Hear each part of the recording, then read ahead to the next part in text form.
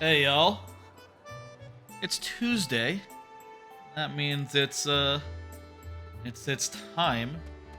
finish this here video game, Skyward Sword HD.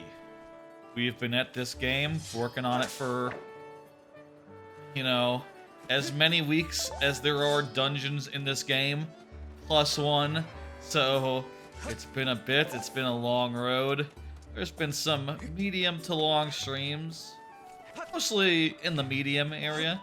If you look at my save file, which we can do right now, we can see that the playtime, it's around 30 hours. A little bit less, probably by the end of the night, up to 30 hours. Little less than even, which is about par with Wind Waker and Twilight Princess, which we previously did. There's not that much to do. We gotta go over there. We gotta do a fourth trial, the last trial. Then we go to the dungeon, which I'm just gonna look in this direction for no reason. I think it's over in that direction. We're gonna do that dungeon. Been a while since I've seen any of this, because all the bullshit in the last stream.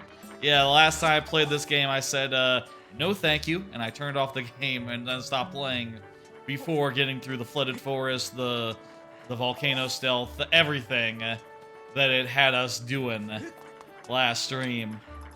Let's get something. You know what, it's fine. Anyway, we just got the dungeon, the trial, and final boss fights. Probably multiple of them. I expect to see that big boy again, and then he will become a dude, and it'll be a whole thing. And take what was maybe going to be an interesting, ooh, who is this fella? And make it like, oh, I get what this big evil is, actually. It's the same big evil as always, but just, different this time. I like in Breath of the Wild and Tears of the Kingdom, where, well, I guess in Breath of the Wild especially, it's like, oh, Calamity Ganon.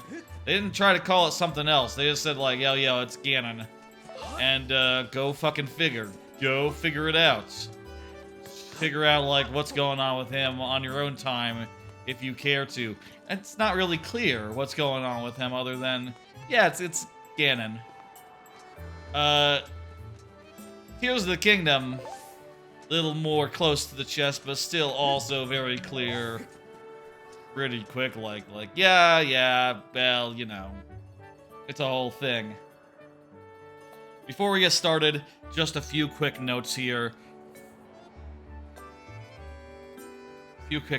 First off, the Pikmin are back working. They were broken on Friday.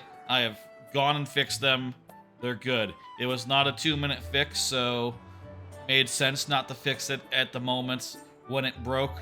But now that they're fixed, they won't be broke no more. That's all I wanted to say about that. Second, big Banjo-Tooie stream is next Sunday.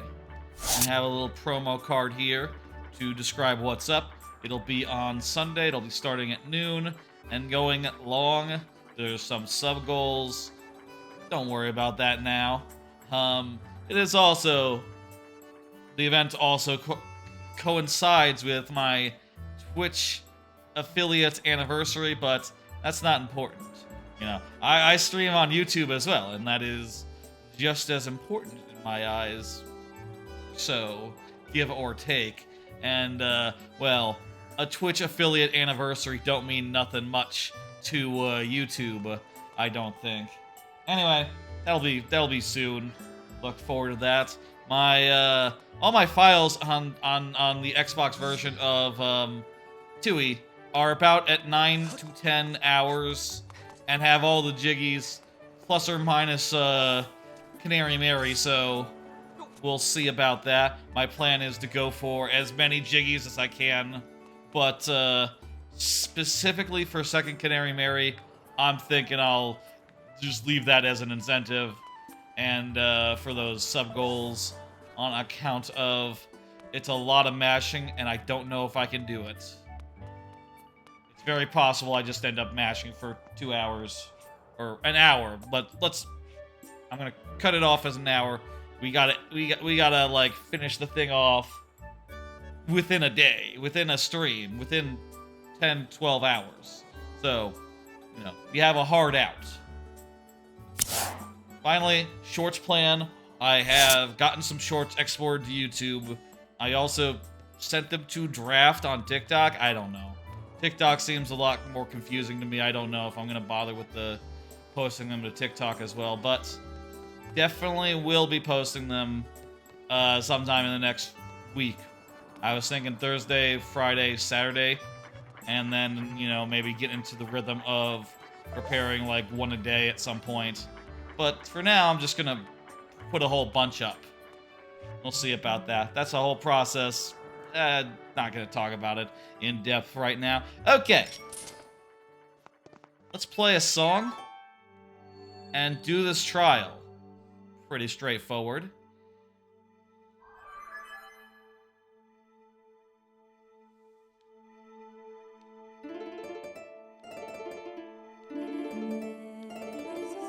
Ugh.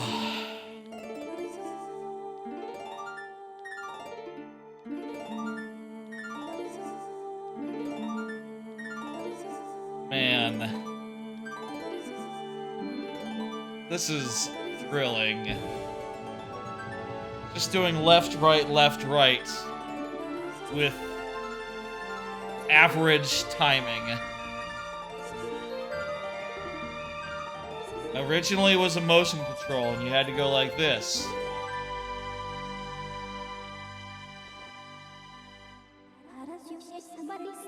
Great minigame. Fantastic. I have some cards for tonight, but not as many as usual. Just, well, I say not as many. It's kind of quite a bit, actually. But tried to limit it to, like, a little over 10. I don't really know there'll be many chances to just sit and talk about stuff this stream. I mean, we got dungeon, we got final boss after this. We'll see how much we get lost in the dungeon, I suppose. And the thing, we got grapes. Easy. Like usual. No, I've been through this like 3 times. I know. Okay.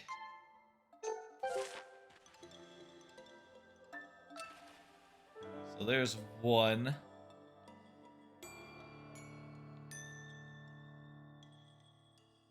I want to go up there first.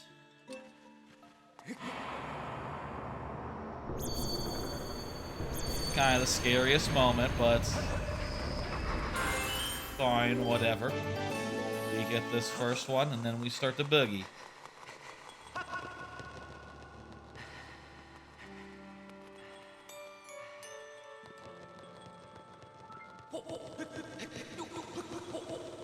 Up here is another one of these. From here, we can have a look. I don't know. At this point, I don't think it's all that productive to worry. I think let's just go in a counterclockwise lap around the place. And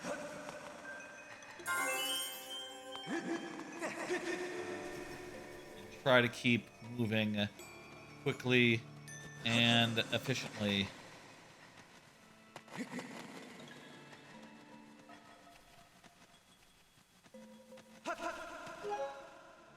I'll do a quick card. We'll do a quick card here. I had bought and started playing Balatro. Mentioned on Friday that I was thinking about it. Well, during the streams, what I watched on Friday after the stream. After the stream where I did Mario Maker, I went and watched Dan Reichert's stream, and he had a whole bit where he said, "Oh, Have you all seen Balatro? And when he realized that a lot of people hadn't, he said, "Oh my, I gotta show y'all and explain it in a way that you can understand because it is hooks you." And now that I've got Balatro and been playing it, I can confirm it does. The basic idea is it's a poker roguelike.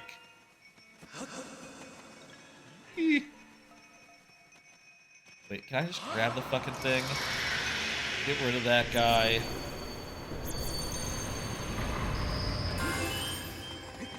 And run through while it's, yeah, let's do that.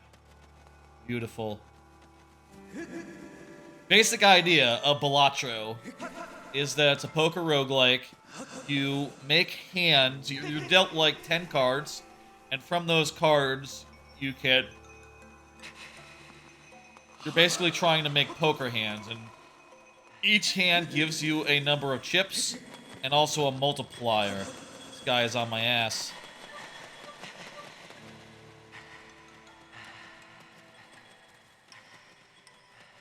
Each hand gives you a number of chips. The fuck is he? I don't see. Oh, he's on a wall. Wow. Each hand gives you a number of chips. Like, just because it's that hand, like, if you do a pair, it's worth like, oh, 10 chips. And also a 2 times multiplier. And also the face value of the cards add up. And what you're trying to do each round is to get above a certain amount. And the amount goes up each time. And you get all sorts of weird jokers, which you buy in the shop or get with certain other effects. There's a whole shop element, and you're always buying things to try to improve your game plan. Whether that's jokers that have, like, really odd effects. On the basic level, it'll be stuff like, oh, this joker makes it so that if you have a pair, you get like a plus 15 multiplier. Let's say, for sake of example. So, you know, you get that, you might want to just make pairs, and it'll be worth a lot more to you than doing like a 3 of a kind even, or a ooh. No, what the fuck? What is the respawn here?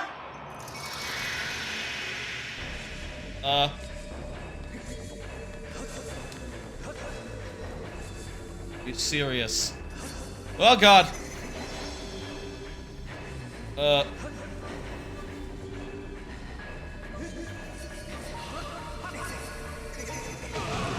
Yeah, that's...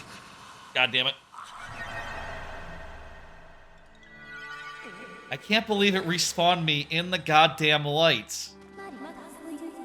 I know this. Next time we'll do the other way around. We'll go left first. Clockwise. We'll try clockwise here. So anyway, you're putting together hands, you know, discarding to try to... You can discard cards as well to try to line up things. You know, you don't have to necessarily play every hand you get. But once you find something that does score, you get points. And, you know, if you can pass... If you can put together the right jokers, you can manage to get astronomical scores. Like, that's the whole hook of the game, really, is that when you get some really good shit going, and I'm talking like, okay, there's a bunch of stuff in the shop, like, there's card packs that you can get, and these card packs, they enhance your cards in different ways, and they enhance your hands in different ways, like, oh, you get the planet card pack that will give you a choice of, like, 3 planets, and each planet upgrades one of your hands, so now you play a pair, it's worth more than it was before. Gives you more chips, gives you more multiplier. You can get tarot cards, and these have all sorts of effects on the game, like, there's, you know, as many tarot cards as there are. They might be stuff like, oh, you can destroy these cards if you want to thin your deck out and get other cards more. I haven't really found a good use for that one in particular, I'll say. There's ones that let you upgrade your cards. Like, pick this king, now it is worth more chips, or gives a multiplier, or if it remains in your hand, it multiplies your multiplier. Or, if this is played, there's a card where if it's played, it gives you a 2x multiplier, but it might break. 1 out of 4 chance. You know, there's a bunch of upgrades like that so you can get to your cards. And again, the thing that I will come to, we'll try to explain properly. Don't put me under the guy right here. Okay, good. Thing that I will explain, I'm gonna not grab that one, so if I fuck up on this one, I'm fine.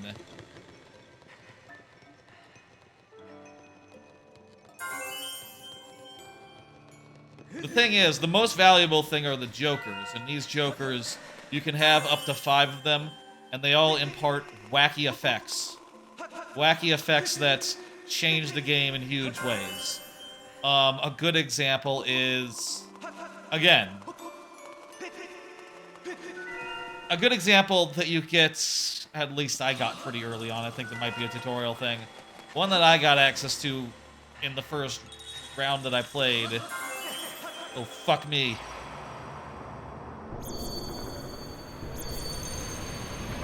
Right. Right.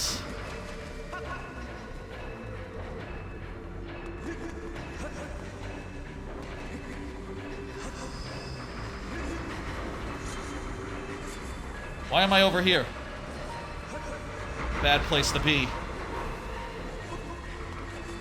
Now, if I step on this, I'll be safe for a second. But only long enough for me to recharge my stamina.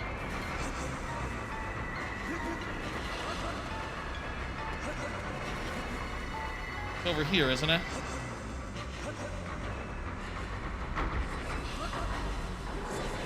Why is there bad water?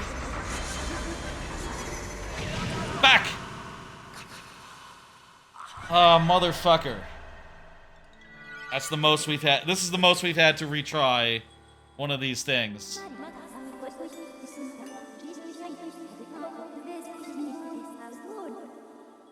Fuck. Have we at least seen all the ones? 1, 2, 3, 4, 5, 6, 7, 8, 9, 10, 11, 12, 13, 14. I think we're 1 short of the full set here. Fuck.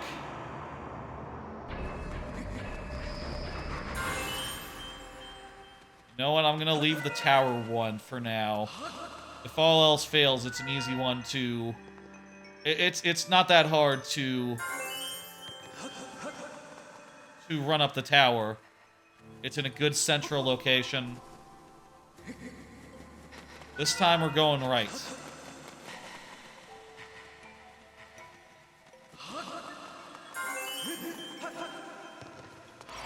Oh my god.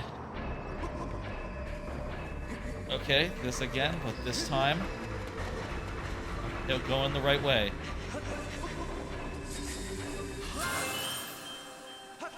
Alright. Fucked up that this has water in it. What's the water doing there? Weird place for water.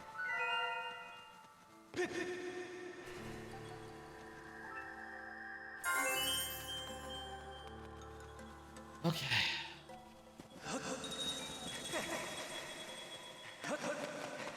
Missed the stamina thing.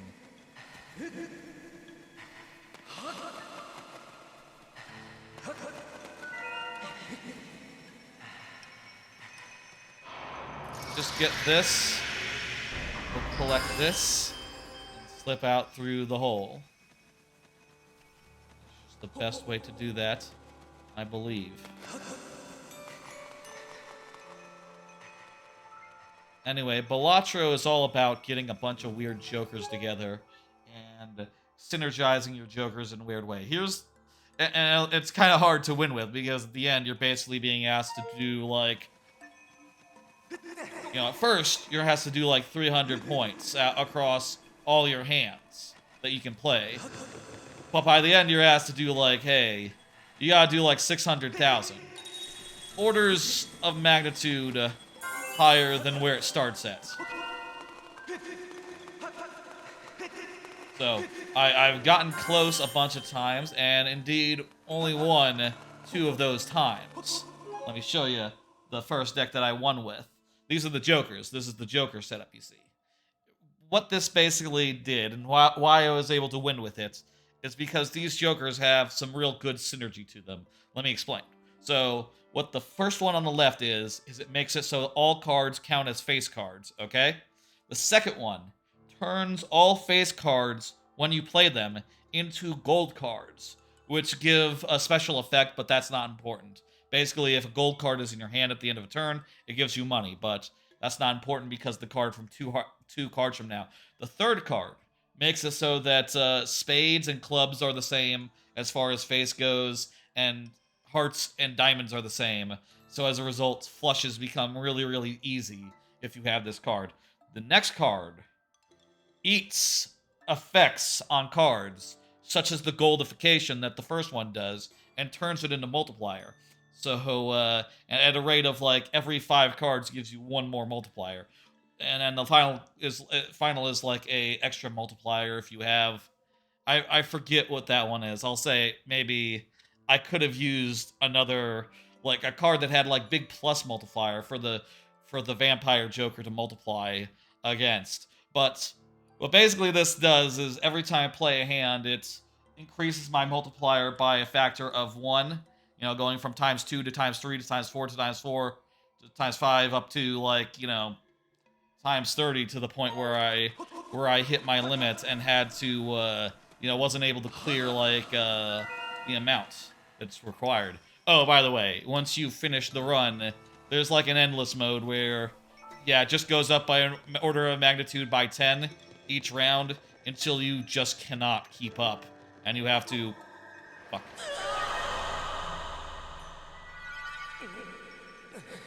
And you just have to call it quits, Or I say call it quits.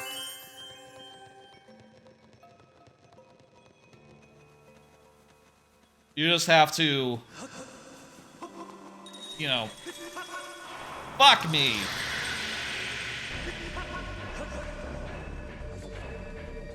Why is there no platform here? Hey, very good. Okay, we're looking for 5 more. There's 3 in that direction. There's the one on the tower. I'm gonna hold off on this one, just in case either of those 2 get screwed up. So there's these 3. There's this one, and there's this one. So, yeah, I know where all of them are. Perfect.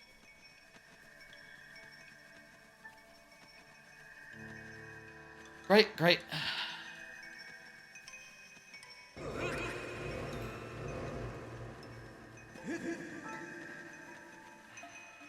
So yeah, it's all about putting together fucked up, weird combos like that, which I feel like is always excellent in a roguelike, where the systems work together in such a way that you can really put together some absolutely broken shit.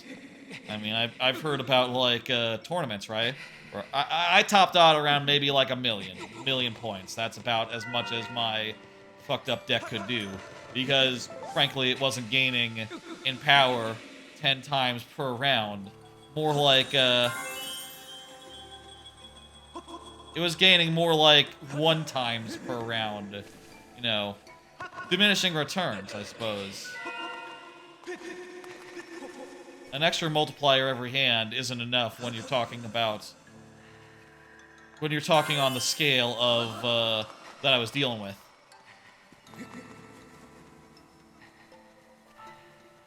Anyway, the second one that I did wasn't really a very impressive game, but I was able to pull through somehow due to getting I'll show the build.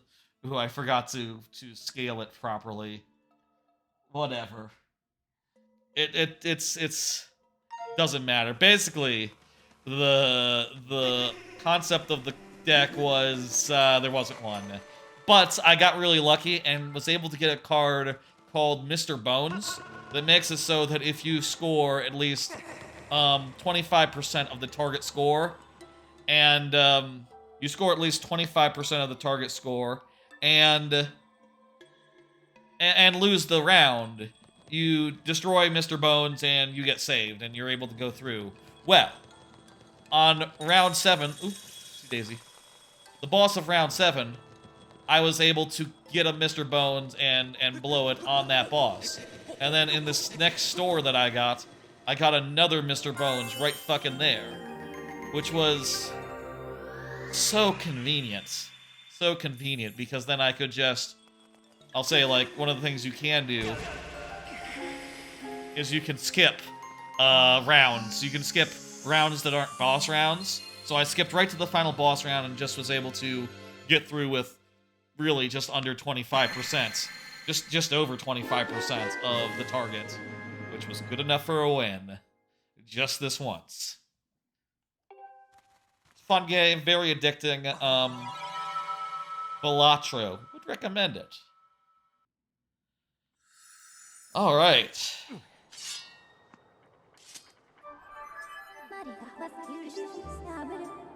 Yay, we did it. Ooh.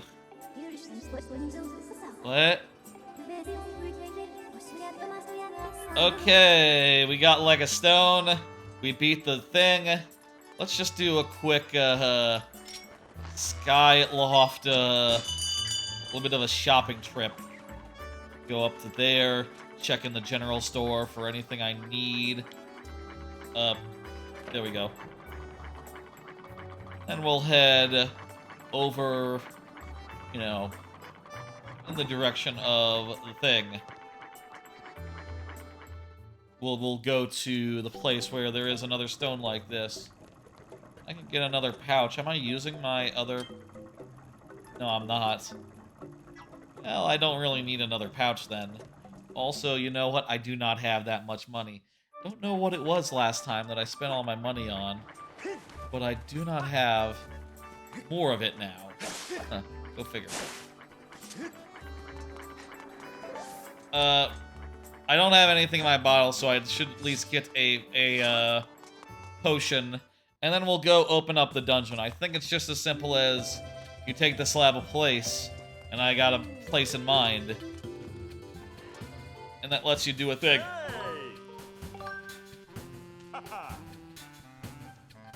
Can I upgrade this? No, I don't have tumbleweeds. No, I got... Okay. Don't have bird feather. Don't have tumbleweed again. I could... Sure. Upgrade my wooden shield. Okay. I'm probably not going to use that wooden shield. Am I? I got the better shield. But, what the hell? You can go wild with that.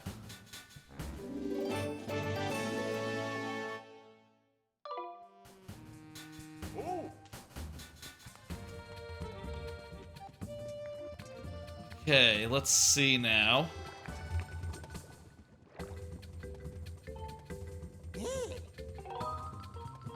don't really need that. No, I don't need any of this.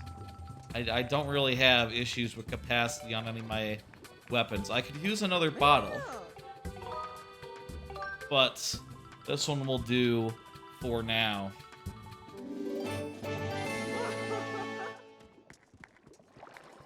Roll.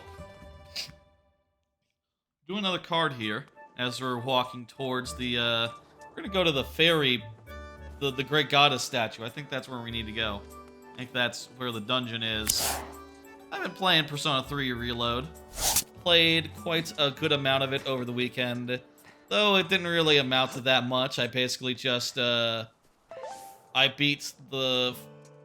After a lot of some grinding and an amount of like looking up strategies, I was able to beat the mini boss at the top of the second month's worth of stairs, which I found very frustrating to go through, honestly. Where does this go anyway?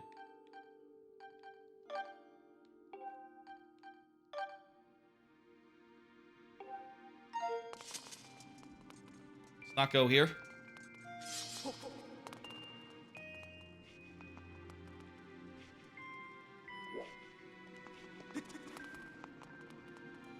Guess it doesn't go here, huh? Unless there's something in one of these walls here. Could be the Sky Island or something, I don't know. Let's talk to Bird Professor Owland or something, I don't know. Gaipora. Gaipora?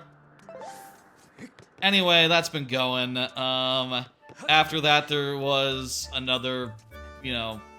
That game, turns out, has a structure of every full moon, something big happens. So basically, every month of gameplay, you get to see one big story time, one big climactic event.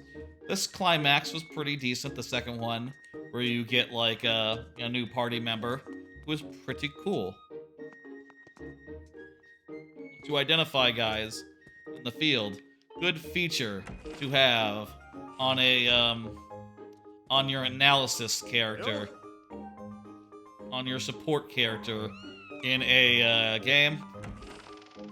I'll say, playing through it, I do think that the story is a lot slower. And things are... It's funny, coming from Persona 5 last year, Persona 5 is a lot more episodic.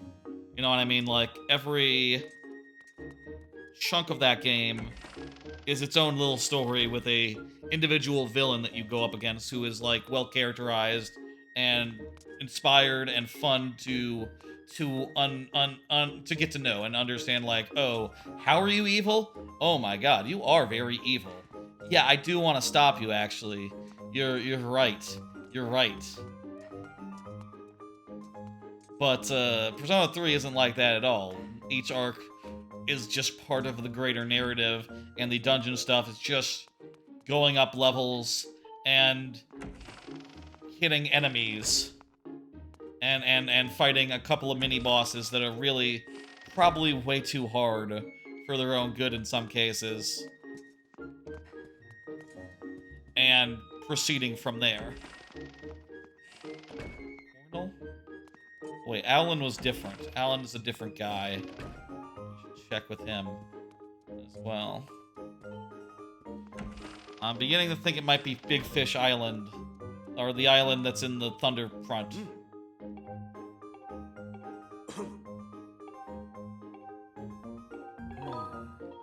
Maybe later. Maybe I'll do some plant stuff later. I'm not gonna do plant stuff later. No. Let me just check with Gaipora. A map of the island? It is. Nice map. It's not in the bath. Zelda's room. Oh, is it the big doors? It is the big doors, isn't it? Do you know anything about stone tablets? Hey. You might know something, but you don't recall where. You might know something, but doesn't recall where. Do you know where, little dude? He just wants to know where Groose is. Let's check on top of the windmill. Or not the windmill, the big tower that we just spent so many times climbing up. And I can check the Thunder Front. Though I don't know how the headmaster would know about would know about something that's in the cloud front. That doesn't really track. Anyway, I'm going through. I'm having a good time. It's a good-ass RPG, and I do remember the ending being so goddamn impactful. I'd like to see it for myself, and it is worth noting there are some pretty big improvements. You know, there are systems that are added, some stuff to you can hang out with the main characters, some which you couldn't really in the original game. It's important to note that it's not nothing. It's not like these fights and boss battles and grind is unchanged. Also, the dungeon is changed to look a little less, each area is still a proc-gen dungeon, but at the very least, they do mix it up a little and make them all look very, very different in terms of, like, how the hallways look. But it's not that impactful. It's fine, but it's not, like, anything earth-shattering, out of the norm, you know? I think it might be in the clouds, but I'm not sure. It's in the temple that they have there. Oh, that's what happens if you run into the tornado. Oh, nothing, because you can just get back on your bird. That's just what you gotta do, you know? You get knocked down, you get sent up. You just gotta get back on the bird. That is right.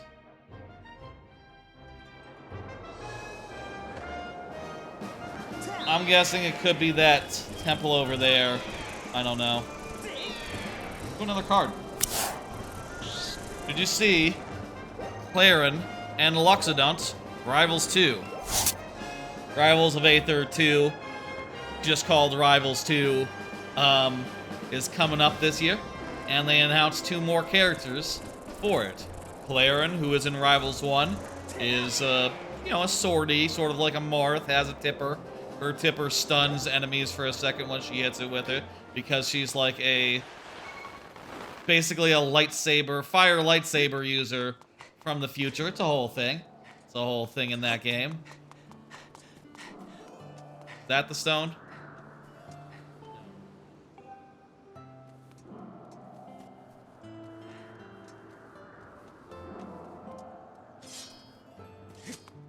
I'll look it up if it's not obvious. We'll head back to the Goddess Tower just in case. The trick was you have to talk to... Is that it? No, that's nothing. It's just a little emblem.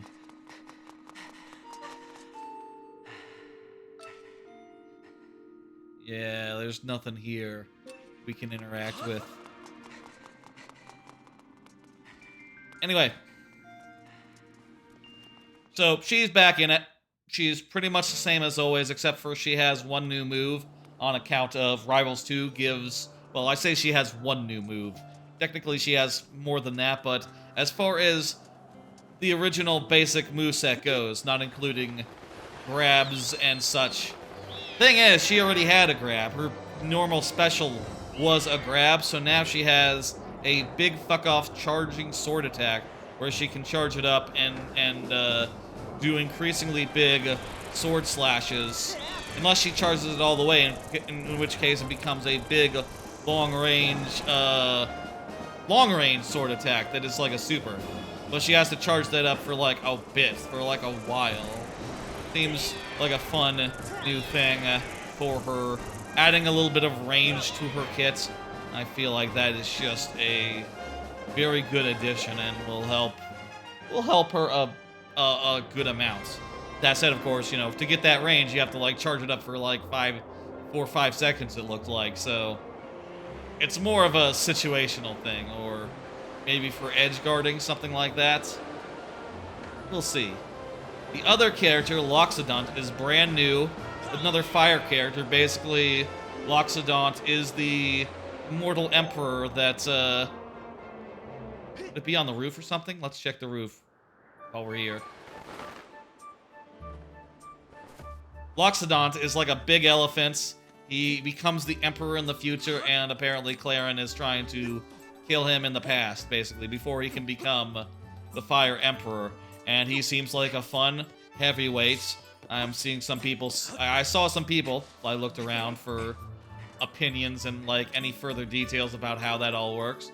I saw some people saying like, oh, kind of a good comparison would be. I saw some people saying, oh, this looks like a DDD-like character. Has like the Gordo type attack. Has some bunch of nice hitboxes, as well as some bullshit where he makes the ground into lava or something. It looks fun. I'm excited. I'm very interested. I think now there's only 2 more slots left, based on. Did I come here? Was this door locked? Sure, I'll read the entry.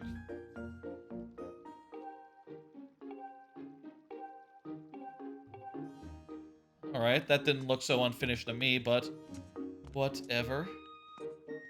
You can see through the wall here. I don't think the key is in this room, so let's leave.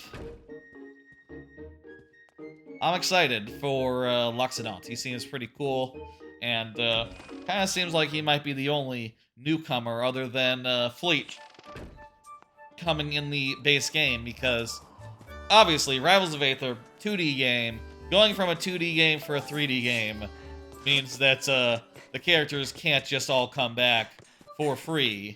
It's more of a thing where they have to be remade from basically scratch and fleshed out a bit, you know, new moves, new stuff that adds to their kit in fun ways. Yeah, I know. And it sounds like the last 2 slots are probably going to be Orcane, who is like the classic Rivals of Aether character. You know, he's the land whale, sort of the default water character, even though the frogwater character, the monk, was announced before he'll be in it. And I forget which other one people are saying, but it might be Elsa, what's her name? Elise?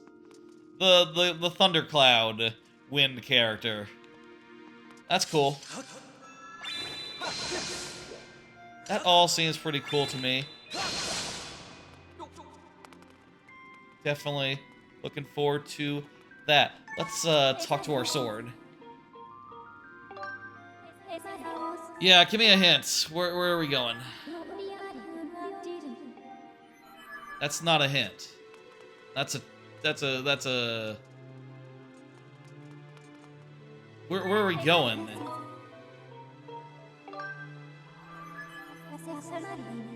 Stone of Trials is part of a pair. It'll be somewhere within Skyloft. Okay, here's an idea. Sword, can you douse? Could I douse for this thing? No, I cannot. Let's see, dowsing. I don't know why she didn't say at some point. Oh wait, you can douse for things. Yeah, dowsing. Nope, none of that. Definitely within Skyloft. Not around here. It'd be like in a secret chamber. Down this way. This kind of looks suspicious.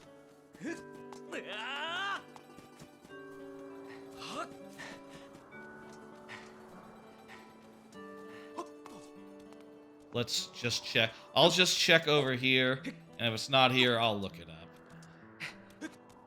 We can't spend forever looking for the dungeon. Yeah, this is just a normal place. Well, hang on. This could be something. No, there's fences. Fenced off areas are normal. Well, maybe. I don't know if we're here normally. This is gonna be... Yeah, just outside the place.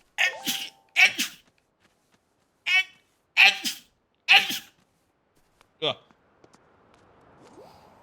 Well, shit.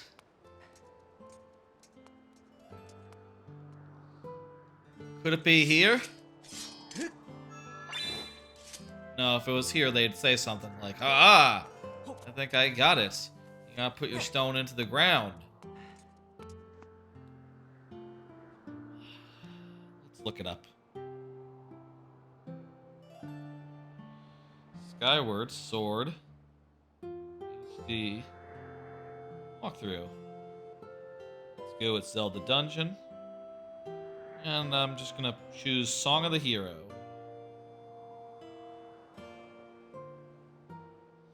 So we did the Lanayru Silent Realm. We got the song, we did all the seeds. So next up is... Wait. Let me see. Must say here where to take the thing.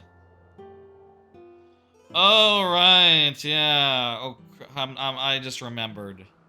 I say I just remembered, but I saw it on the thing, and that made me go, oh, right, there was a duck with an eye missing. That's what we're looking for. A duck with an eye missing. I forgot about that fucking thing.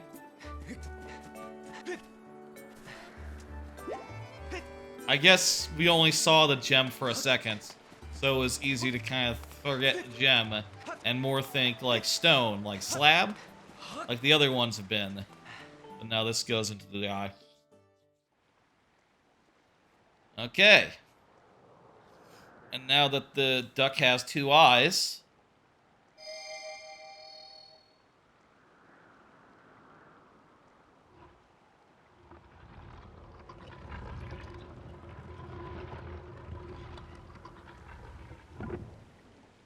turns around. And fires a cannonball. The whole facade is going to crumble now, right?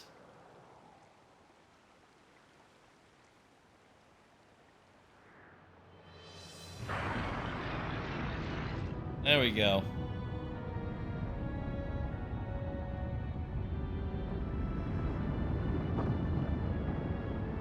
That's cute. Positive. Not trying to slight it. Saying that's a fun little way to hide a dungeon in plain sight. Have it burst forth from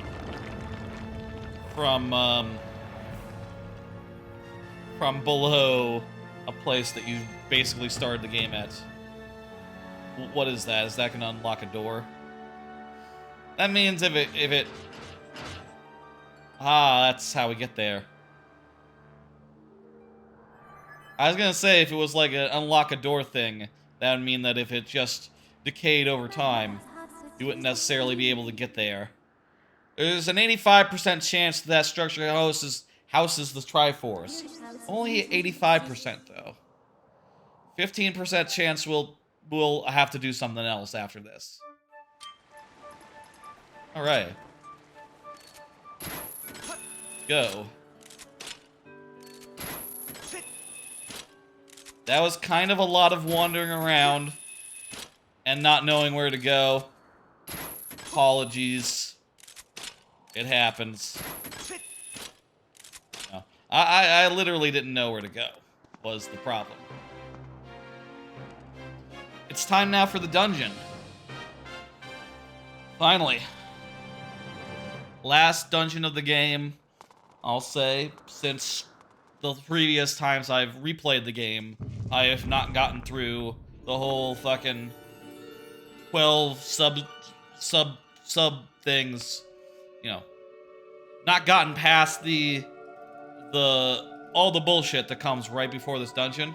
Instead, I just stopped playing. So as a result, I've only seen this dungeon once. I remember its basic mechanic, and I remember it being kind of low-key confusing. Let's see if we can figure it out and get through it. I don't know. Maybe some people like it. I'm really not sure how people feel about this one. So you might be able to tell here. The doors don't lead nowhere. Just now. Okay. This power clearly radiates from the Triforce. There's 3 of them. We just gotta go get them.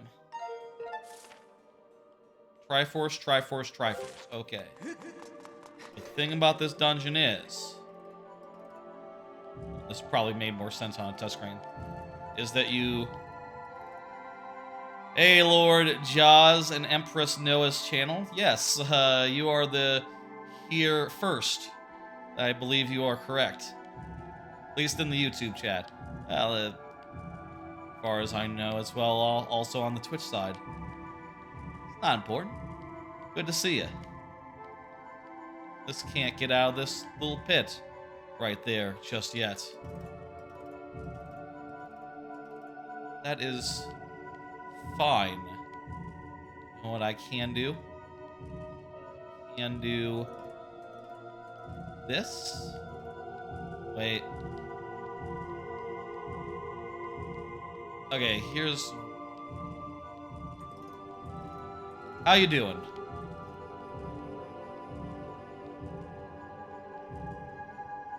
I got it backwards.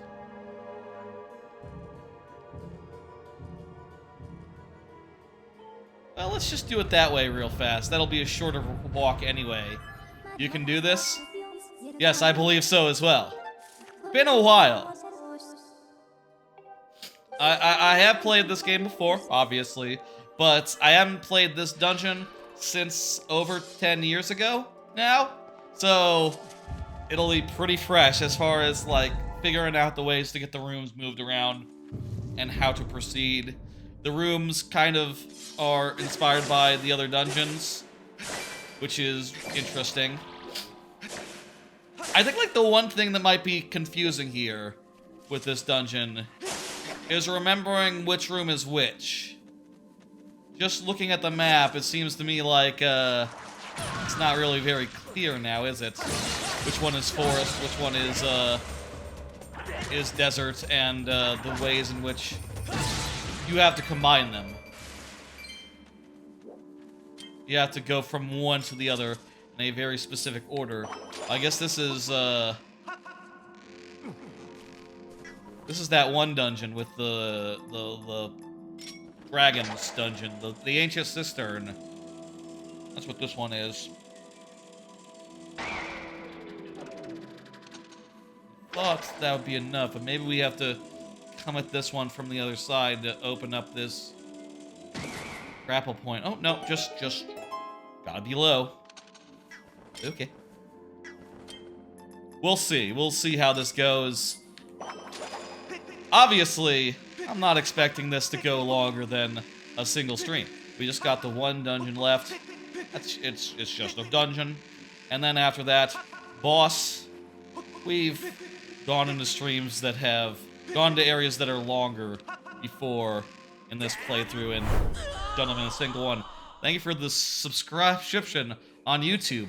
That's clearly outside the bounds of where it's supposed to be in the alert. I'll look at that later. Try to fix that. Thank you though. I appreciate it. We don't see YouTube as alerts as much because it's like a privacy thing. A lot of YouTube viewers, I think, have the default setting where follows or subscriptions aren't public, so you know you can't do an alert if it's the secret if they're subscribed to you.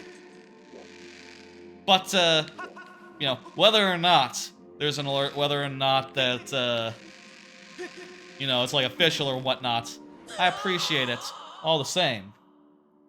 Hell yeah. I can swing across this damn thing. Let's move over to the side. Yeah, that's perfect. Look, that lined me up.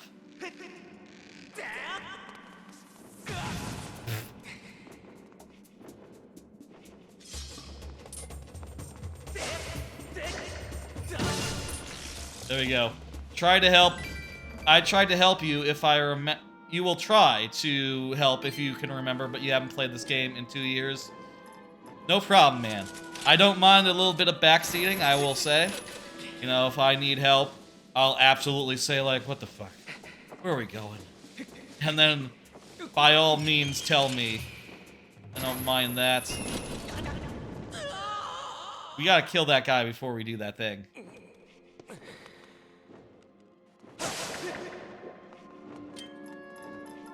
But best practices do, like, wait until I get stuck or frustrated. And I'm visibly, you know, done. Can we jump?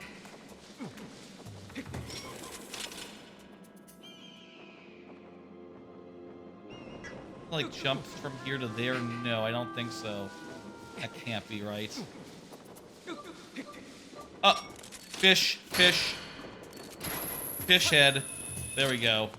Fish mouth. Some things you just gotta look around. Y'all understand the concept of looking around.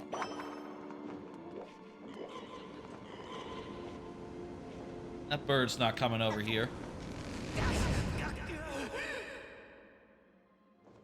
Yeah, those fires, we just gotta time it out. Here's a card. Do these cards as I go. I've been listening to the Revolutions podcast, re-listening to that. Very good podcast where they go over history and junk. And just listen to the part where they talk through, I say they, Mike Duncan, one dude, where he talks through the 3 glorious days, which is sort of a aftermath to the French Revolution, where after the monarchy was restored, eventually everyone kind of got sick of him and overthrew him.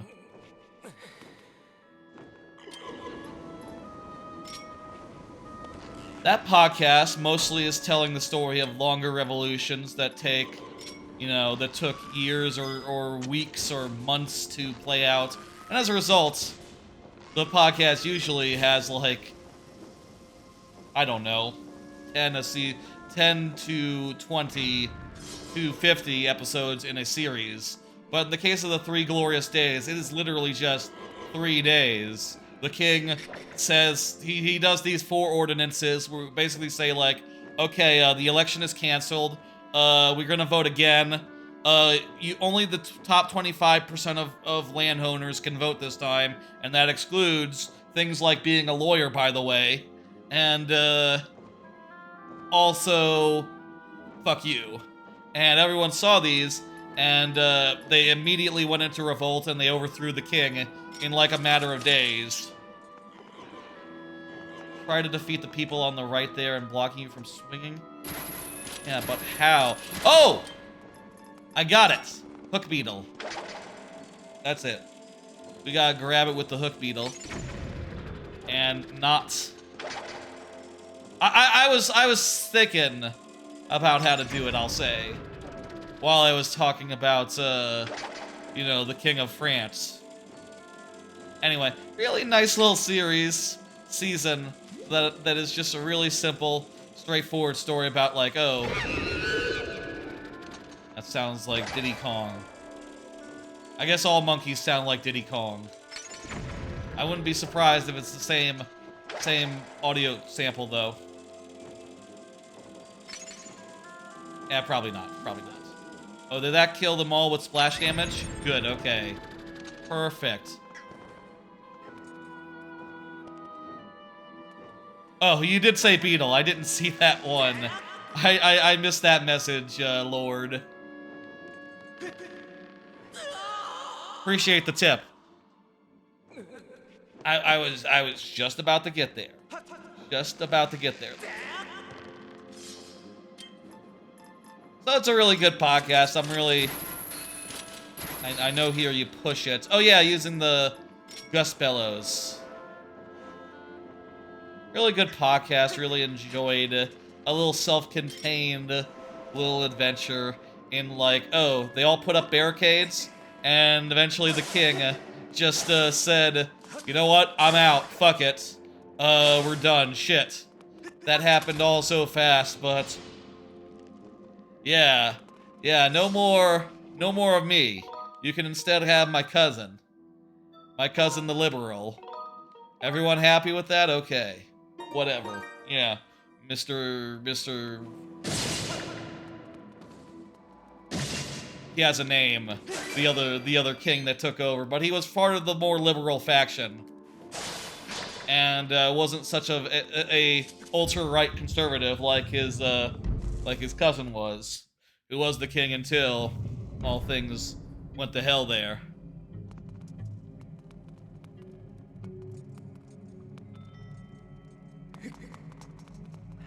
Okay, so this room just has a key. Yes, I understand. This room is not where we need to be. We need to get to there, and we need a small key, maybe, to do it. Okay. Back to the puzzle room to rearrange the rooms and get access to some other ones that aren't this room. Perfect. Well, it's alright. So long as every time we go through these rooms, we're opening up shortcuts to get us through them faster in the future, then, you know, we don't have to... We only need to get through these rooms once, pretty much, I guess, is the way that they work. Okay, so... I guess to get out of this little corner here, that's the only piece that can do it. It's not even like you can get another piece into that corner other than that one, so... Yeah... So, I think that this is all we can do right now, because I can't get a piece that turns us, unless I could turn these somehow, which I don't believe I can.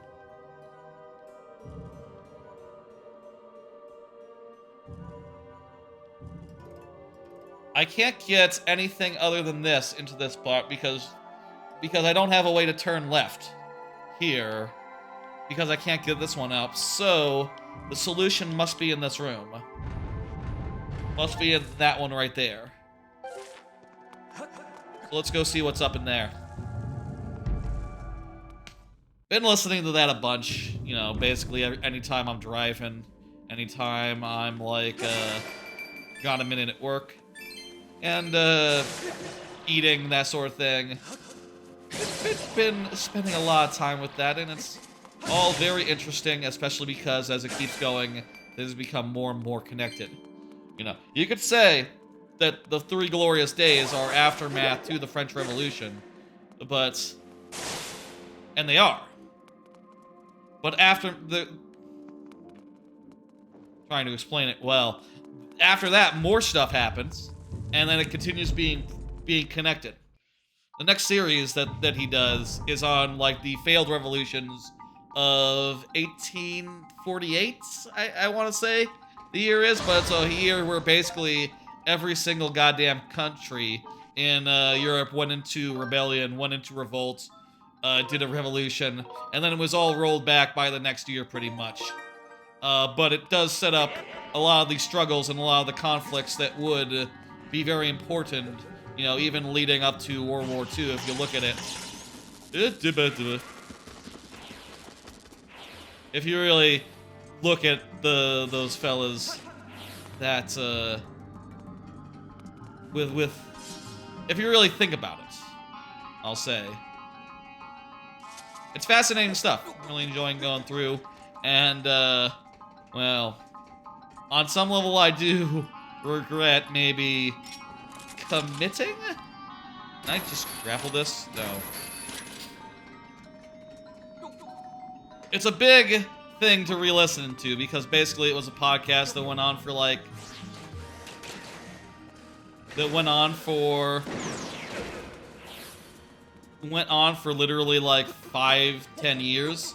But turns out when you listen to something like listen to something like a couple episodes a day while you're driving, while you're eating, while you're doing stuff, it can go pretty fast.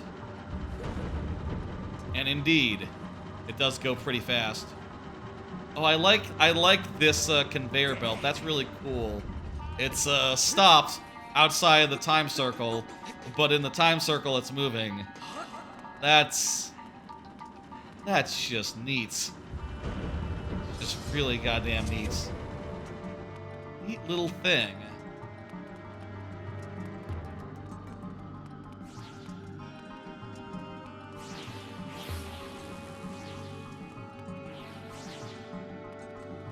So over there is going to be the key to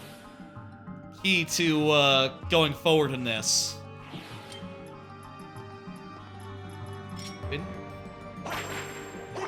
I can't whip that up, right? So this is where I need to be. Oh, it'll bring back the moving platform, won't it? That's what it'll do. That's what it will do.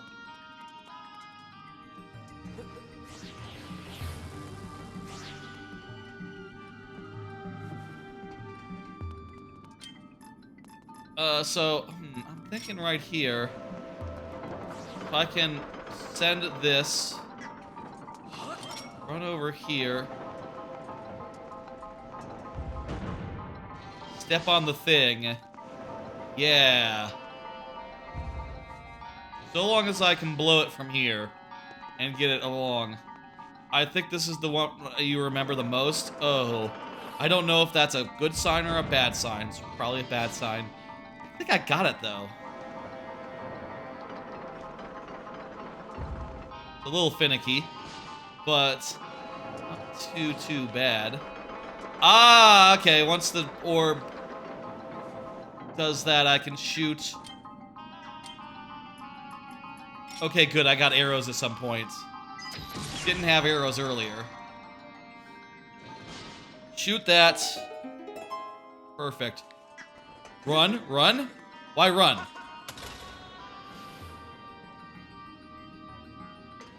don't see any reason to run just yet, but let's go into this room and see. That looks like an unfriendly room right there.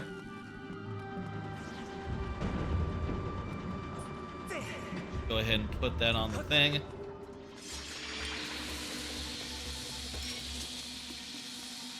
Yeah, just gonna stand right here. Guy's gonna... Oh, that's gonna reverse the flow of the conveyor belt, isn't it?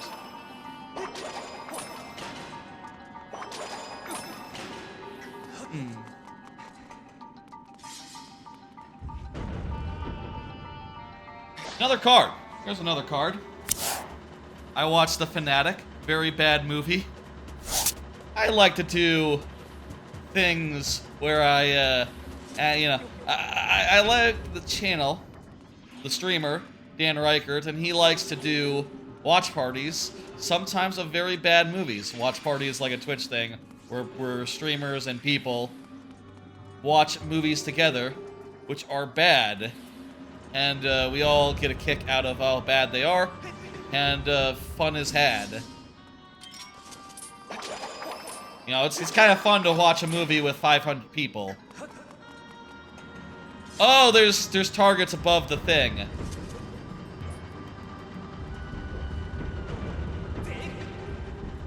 There's targets above the thing right there. Motherfucker. I assume you can hit them in any order, so go. Don't laser me. I should kill this guy. I have 3 hearts.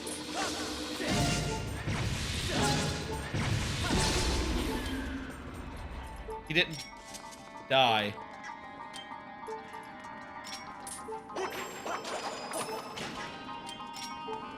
Just gotta make sure he's dead here.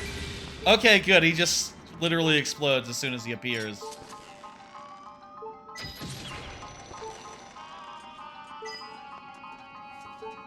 Can I just shoot these guys in the eye with an arrow? Oh, I bet I can. Also. The Fanatic is a very bad movie about a, fan who stalks like a famous guy, he's pretty clearly, I don't want to say, but it's a very bad performance by, what the fuck, John Travolta, which is borderline offensive to like, you know, for autism reasons. You know, he's kind of doing like a very bad impression of an autistic fan, which is very, very, not good. Not good. And it's just kind of horrible, and the characters do horrible things, and it's just very clearly made as a... It's very mean as movies go, and very unpleasant, and yeah, just... I definitely think it's one of the worst movies I've ever seen, question mark. Gonna have to use the bow on here. I think I used the bow already. You might be a bit behind.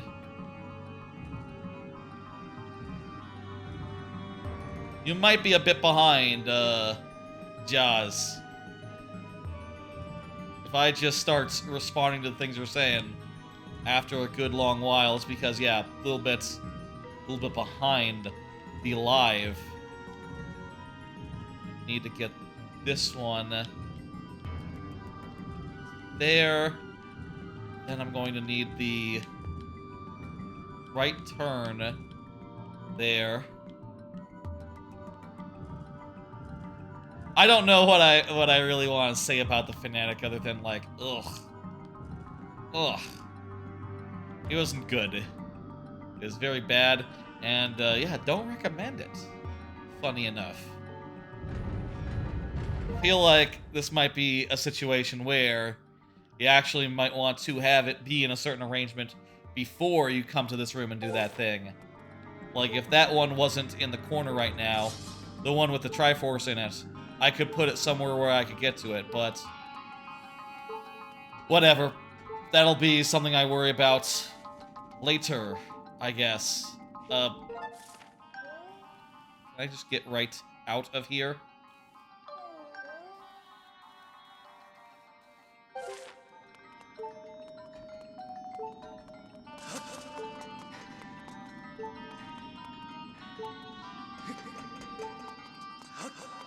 Ah, good. Here's the exit. Shortcut. Perfect. Best not to leave here without setting up a shortcut. That seems like a good rule of thumb. Let's talk about something good. Been rewatching The Wire, which is goddamn good. I'm in mid-season 2 currently. Season 2, of course, brings up the boat stuff, the port, which I think is a very...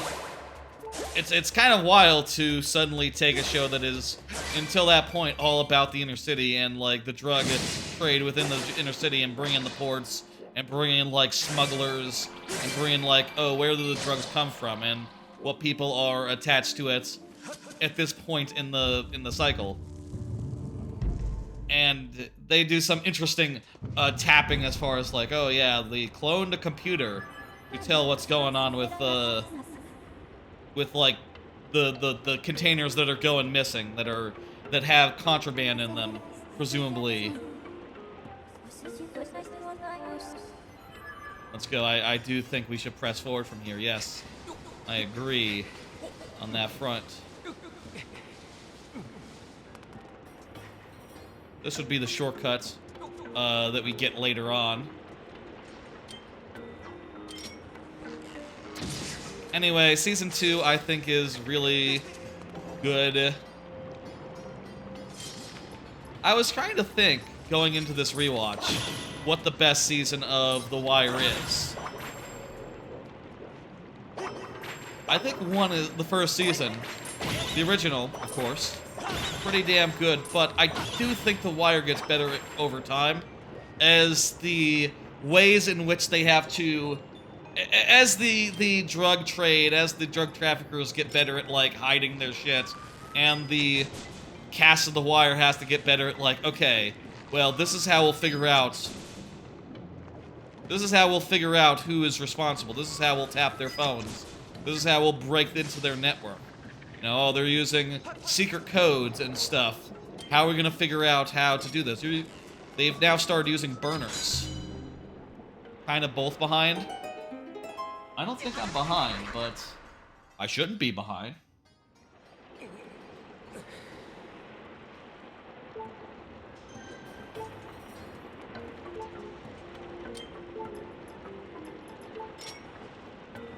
Go figure. You can always try refreshing or seeing if you can drag on YouTube side. You can see if you can drag the playback thing forward to like real time in case that's sort of the situation. You can pause a YouTube stream and it'll, I believe, not bring you up to present when you unpause, which I do think can be nice. Sometimes though you do want to be you know, live to actually like chat and stuff with other viewers, streamer, etc.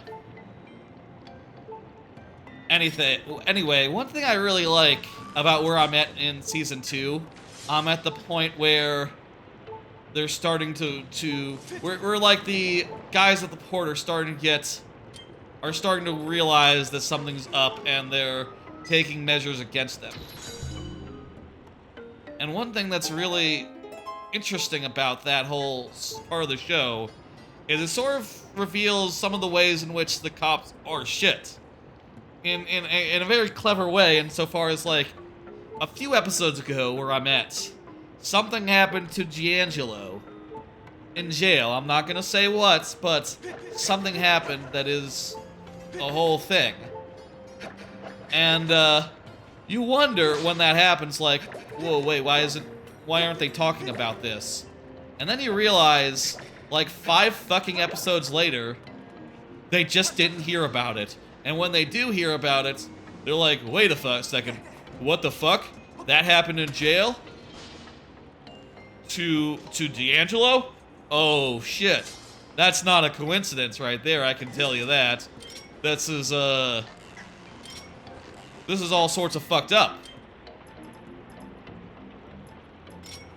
Who the second remember the most? I who the second remember the most? I don't understand that comment, Lord. Big typo? Gotcha. Gotcha. But yeah, there's that whole arc and that sort of, you know, I've heard it said that The Wire sort of does its best to not just glorify policing and also shows you, like, the dirty stuff, you know? It shows you cops that are more interested in the clear rate than necessarily solving crimes. You know, more interested in making sure that that a murder isn't a murder, so that their stats look good, than just fucking, you know, solving a murder.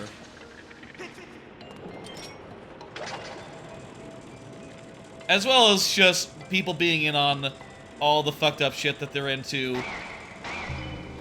McNulty, though a very charismatic character and very fun and cool, also just being a raging alcoholic to a point where it is not really cool.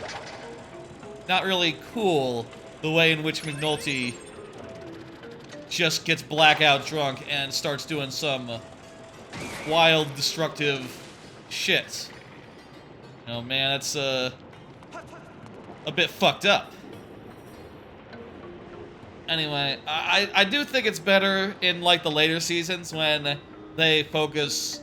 They still bring in something new each season, like the city hall and the school and stuff, but there is still more of a focus on the big, like, drug ring, crime thing that they're doing. That said, in some ways, I do think that's the case, but in other ways, I do think it would be really interesting if they tried to go, like, all the way with it and just focused entirely on, like, a different group each time that was doing a different aspect of the crime or something. Okay, we need to hit that and jump onto the thing. You know, obviously the school, City Hall isn't really involved in the whole murder situation, other than trying to campaign off it, or something of the sort. The schools aren't really involved in the drug stuff other than some drug dealers sometimes go to school, or, you know, because they're kids. A lot of them are kids, because that's how they operate, you know. Fucked up. But it's not like, quite as big of a left turn as the ports are. The reporting stuff in Season 5 might be the other biggest left turn, especially because they really go a long way in like, making McNulty go way too far in Season 5. Like, Jesus Christ, the stuff that he gets up to. I guess I'll say it is established in these early seasons, and I'm noticing it now, and you know, taking note of, like, oh yeah, well, it's clear from the start, a lot of these guys don't give a shit about following the rules if it's more convenient not to. There's that whole great shit with Herc and his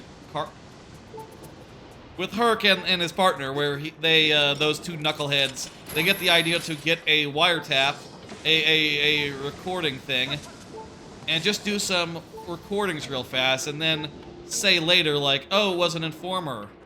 It wasn't, crap, we need to hit a switch and then do that. Okay. Good at this time. They say it's an informer that gave us the information rather than a recording device. And what they do is they put the recording device in a tennis ball, which someone proceeds to pick up and throw. You know, bounce against the ground stuff, which is a problem for them because they totally bought it with the intent of, like, yeah, we'll return it. We'll return it, get our money back, and it'll be all fine. And, no, it gets super destroyed. That's a good bit. That's a good bit. Wire's a good show. Been watching it on account of, been rewatching Breaking Bad at the rate of, like, 1 episode a week because I've been watching it with my folks. And, I say 1 episode, like, we watch a couple every time I go over there for, like, you know, dinner on the weekends, typically. Like on Saturday. And, well, sometimes you're watching a really good show and you think, God damn, I want to watch this. I want a show I can watch more than once a week. More than on one a night a week. And, that's why picking up The Wire. Kind of interesting watching the both of them at once, since they do, you know, they're both serious shows in a lot of ways. They're well made, they're well paced, they're concerned with realism to a certain degree, but it is funny how different the tone is and how, you know, how much harder things are for the police in The Wire, let's say. You know, in The Wire, they have to do a lot of work just to get their foot in the door, even if they know who done it. Whereas, like, Breaking Bad, like, yeah, you get a key piece of evidence, you're off to the races, you done it. You know, if Walter White's, you know from the start, if Walter White's secret gets out, he's done. He's practically,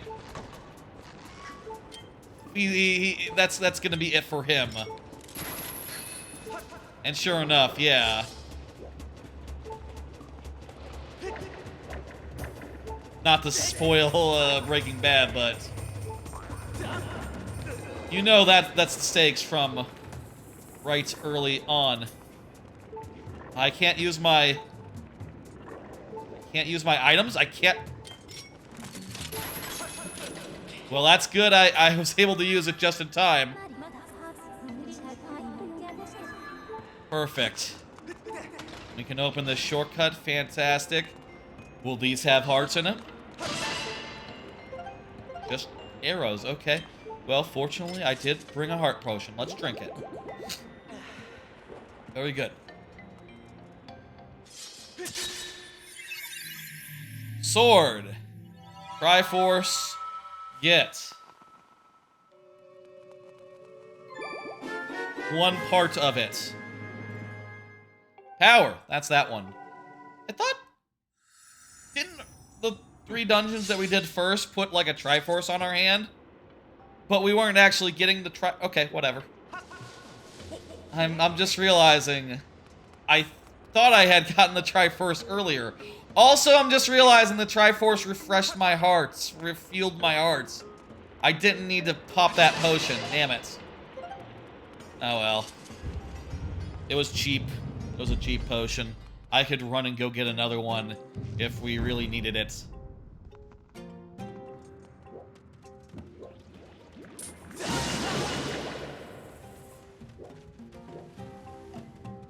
I guess one could see this whole dungeon.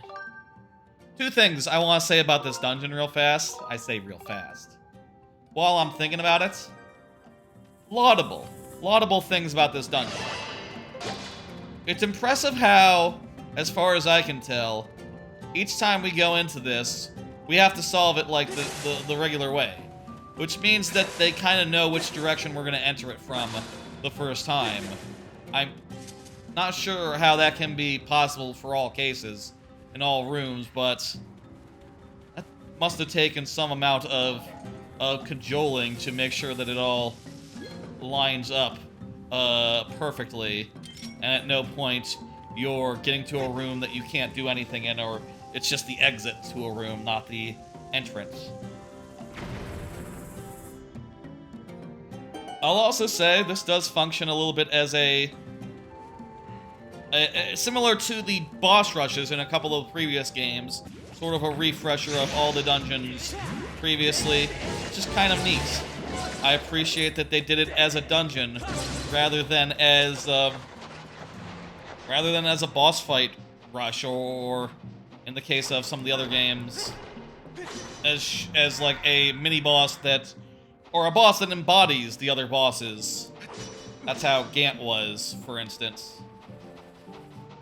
Pretty smart solution to wanting to do this sort of recap thing.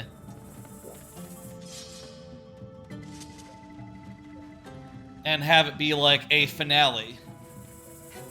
The other games, I guess all do have that. All the other Zelda games. Or at least the 3D ones. I can't speak to the 2D ones. And also, I don't think they have it so much. Minish Cap doesn't have it. The Oracle games don't have it. I think it's more the 3D ones. But yeah, Ocarina has the medallions. The medallion rooms that you gotta do. Those are all based around the previous dungeons that you did. Specifically the medallion ones. Not like Tree or anything. You gotta get good.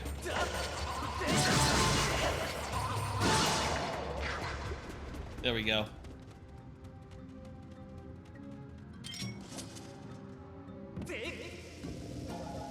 The medallion ones in Ocarina, you got the 4 obstacle courses in Majora's Mask that are based around the previous areas of the game, but also moreover the forms that you take, more than the areas that you went to. It just so happens that the areas roughly correspond to the playable dudes. I reckon there might be a bomb for us to grab and to drop onto that thing if we fly around and look. Majora's Mask has that. Wind Waker has a literal boss rush where you can go into different doors, and each door has a different boss behind it. Twilight Princess has...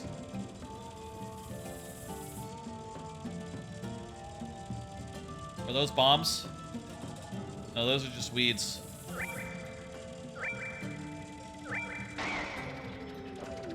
Twilight Princess has Gant, who sort of embodies previous bosses and mini-bosses in a way that's pretty cool. And this game has this dungeon, which is the first time it's... I guess Ocarina's is also kind of dungeon, but different. Different.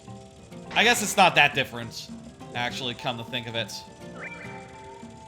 Quite similar in most ways. We can absolutely hit that thing.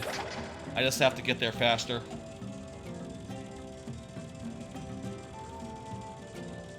I think we can, anyway. Surprised if we couldn't.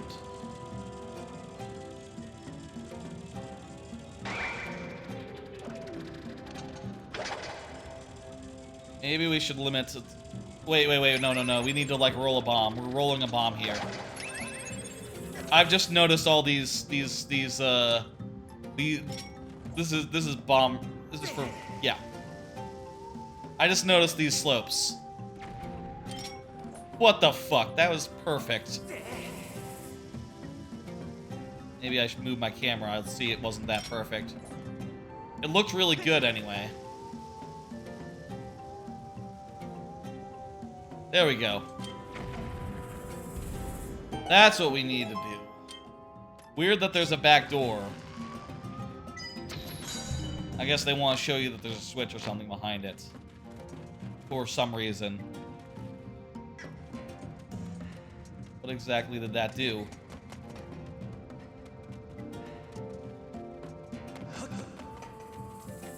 Thing to keep in mind, we are looking for holes to dig in. Holes to dig in gotta be a big part of the solution.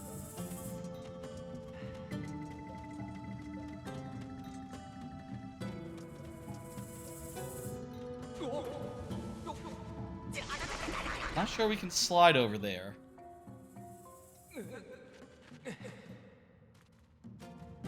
At any rate, let's be careful. Hey, Cone Master, how's it going? Cone or comb? Or cum? I believe that's cum master. Okay. Like the word. C-O-M-E, to be clear. How you doing? A little hot in here.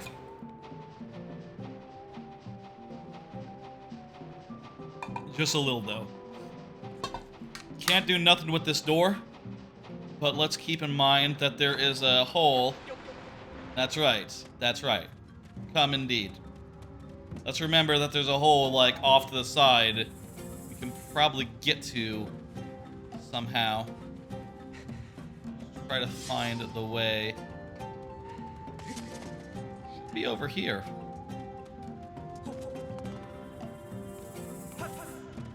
But I don't see nothing. Oh, I can totally run across this stuff. And once I do... Here we go. Do I have a Discord? Yes, I do. Exclamation point Discord if you want to see the Discord. Be cool about it. It's not the most active Discord in the world, but does have stream alerts that you can opt into, that sort of thing, as well as I'll update my plans as I update my plans for streams on there, and also talk about stuff sometimes. There could be more discussion there. I'll say I don't really want it to ever be super busy. I would like it to be sort of a mellow place where I don't have to moderate it too much. You know what I mean? That's always been my my semi. Couldn't use the word come, so I used the come instead. Do I get the joke? Yeah. Oh, you mean about coming? Yeah, I understood. I know the word come. I know the double meaning, the double entendre. The hookshot can destroy trees? Oh, the bomb destroyed trees. The bomb did that, not the hookshot. Okay. Are you a mod on Discord? On my own Discord, yeah. Yes, I am, everyone's a mod on their own Discord. In general.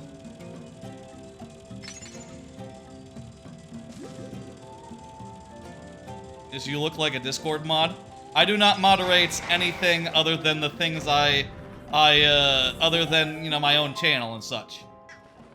Nah, that's... I've always found that to be just conceptually too much work. That's just a lot of work to do, and frankly, there's probably not perfect answers in every case. It's a hard and thankless job, and I don't get... I don't really get that as a joke, no. You're right, I don't get that as a joke. Discord mod. Well, go figure, doesn't matter. YouTube Shorts Live or TikTok Live? I've been looking at shorts recently. I'm planning on rolling out shorts for this channel, actually, in the next week or so. I have them pretty much ready. I just gotta put metadata on them, and then I'll start putting them up, and from what I understand, the YouTube algorithm loves those, so it'll probably be very helpful for discovery and all that. I've been kind of stubborn not doing that, especially considering that I have been making clips on the channel forever. So I've had clips to draw from for that, but just haven't ever pulled the trigger. Because there are a couple clips that exist where, you know, to get the whole joke, you kind of have to say some sort of on-screen element, and sometimes it can be hard to get that on-screen properly in a vertical format, but I guess everyone's okay with it being suboptimal. And when we're talking about, like, taking clips from one medium to another. Oh, highest to lowest. Okay, shit. I think this is the wrong order. I didn't realize that that was the conceit here. Highest to lowest. I think I hit that one first, so you know, we got this time. We're gonna do like the thing said.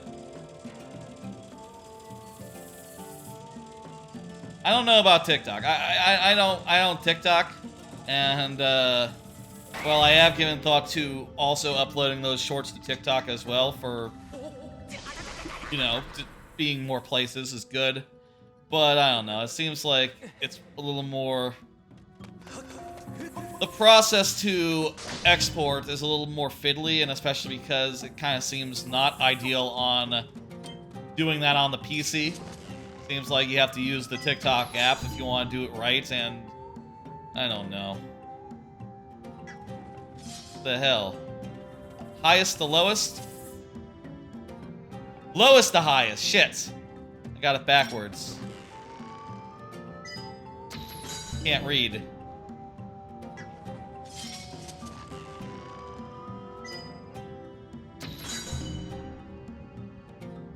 This time we got it, and then we'll be off to the next room. And I guess the way that this works is that you only have to go through each room one time, and then it's solved, and you can just pass through. And then the only question is, how the fuck do you arrange the rooms such that you can get through properly? And that's gonna be the one mystery here, the one thing that we have to work out. Go figure. Okay. Oh, now that we're here, we can use this bomb to open a way back. Perfect.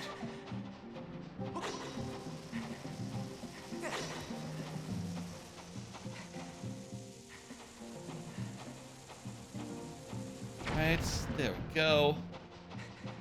I say a way back. So can we just go around this corner like this and... Yeah, perfect. Perfect.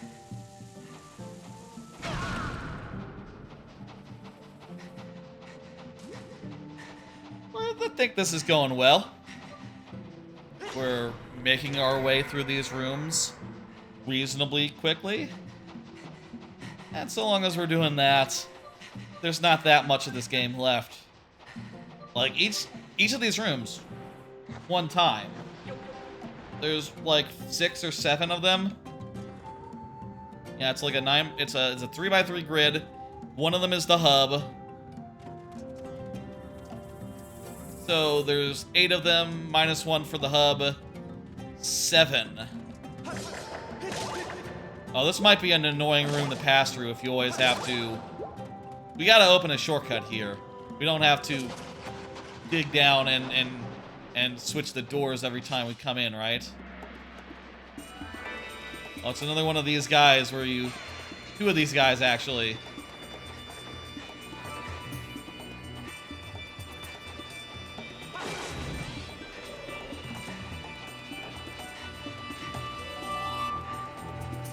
Another one of these mini-bosses.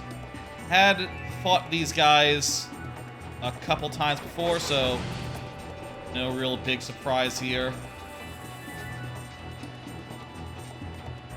I do think this game sometimes rolls out the same mini-boss too many times. I mean, I'd say that I've seen this guy enough already, honestly. I didn't need to see him again, but it's fine. It's better than a lot of the other bloat this game has, you know. It's actually just fighting a dude. And not an especially annoying dude, all things considered. There are more annoying bosses in this game. By a country mile. Okay, there's the first one. How about a card? I'm gonna do what I do here. I pull a card and talk about what's on it. Do this on... Oh, geez, he's gonna see me.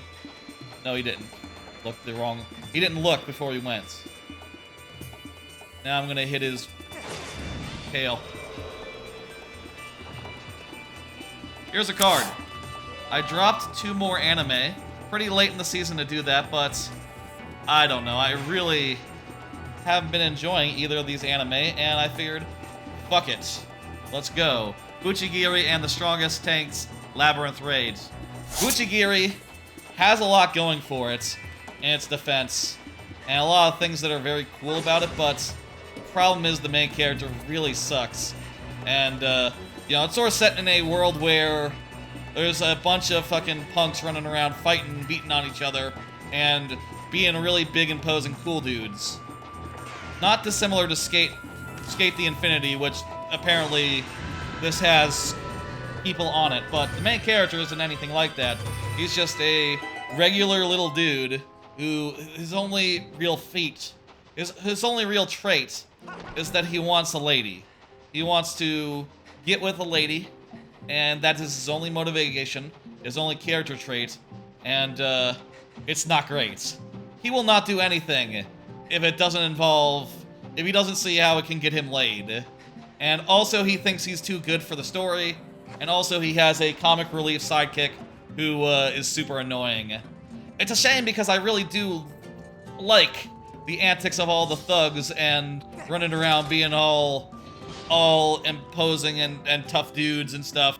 Those guys are fun. But since the main character and the fairy, since the main character isn't, fuck. Since the main character sucks, it doesn't really count for much, unfortunately. The other one is just decidedly super average. It's a show where a guy who has like a really weird, quirky tanking ability does some battles with monsters and also rounds up a party of people who are kind of friendly. It's whatever. It was mild, it was normal, but it was on a very busy day, Saturday, and on a day on which I already had several other shows I was watching, so frankly, I didn't have time for it. And it was just very easy to go like, okay, you know what? I just gotta cut the damn thing. And, I then cut the damn thing. And I'm feeling pretty happy about that, considering. I'll tell you what the impetus for all this was. Buchigiri didn't have an episode the other day. Yeah, I've been in this room before. It's one of the ones I've been in. It didn't have an episode the other day, And I realized after that, god damn, I'm actually really happy about that. That's great. I realized that if there's a show where I'm really happy when there's not an episode of it on, I probably just shouldn't watch the show. Simple as that. Not just because it saved me time, but also because... yeah, I could see there's the thing. There's like 3 rooms that are left unsolved, and like the general mystery of the dungeon. Anyway, even after those drops, I have like 26 shows that I'm watching this season, so I'm still pretty full up, but I do think of the shows remaining, I wouldn't cut any of them. They're all, you know, great, good, or otherwise on a day that isn't that busy. I never mind watching a show on a day where I have nothing else. You know, if there's nothing else on a day, I will often be a little more open to just whatever. I guess I could just do a thing where I don't watch everything on the day, but then try to save some shows for like days that are less busy, but I just like to watch everything as soon as it's available. I like that instant gratification. I don't have to fight this guy. He's gonna die.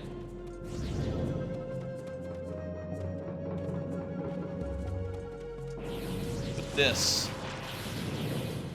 Well, that's gonna be, if I go over there, I'll be able to shoot a thing from the other side.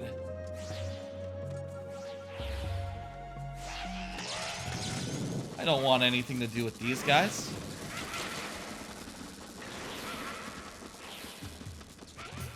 Okay, dude.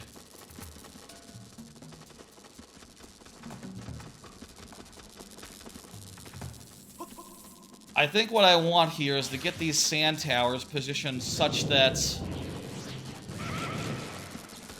okay, so this is Sound Tower 1. These sand towers will let me get over here.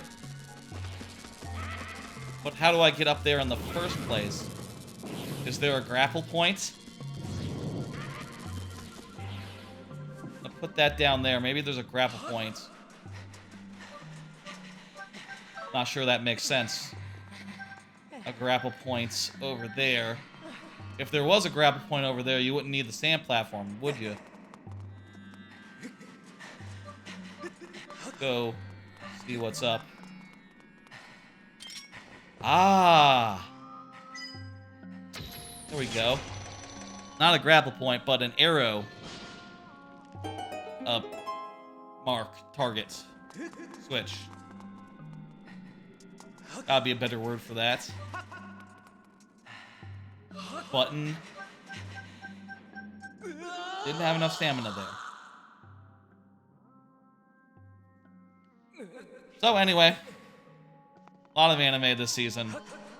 During that Banjo-Tooie stream that's coming up next week, I will say, I will do a thing that I've done, you know, every season of anime. I've had like a big long stream at some point where I've done an anime hour in which I tried to talk about all 26 of them and how they're going within like a single hour.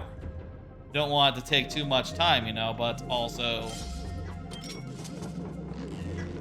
don't want to have it take up too much time, but also do want to talk about it, and restraining myself to an hour, I think, is a fun way to go about that.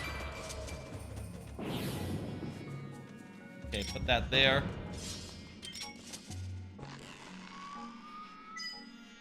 Perfect.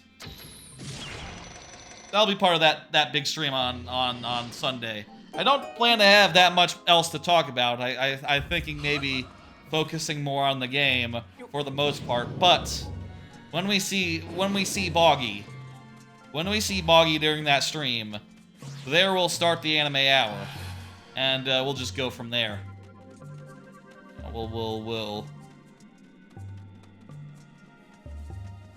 We'll do, you know, the next hour, me talking as I'm going, and then after that, back to back to just playing the game and talking about, you know, whatever's relevant, whatever comes up. I'm gonna need the time orb here.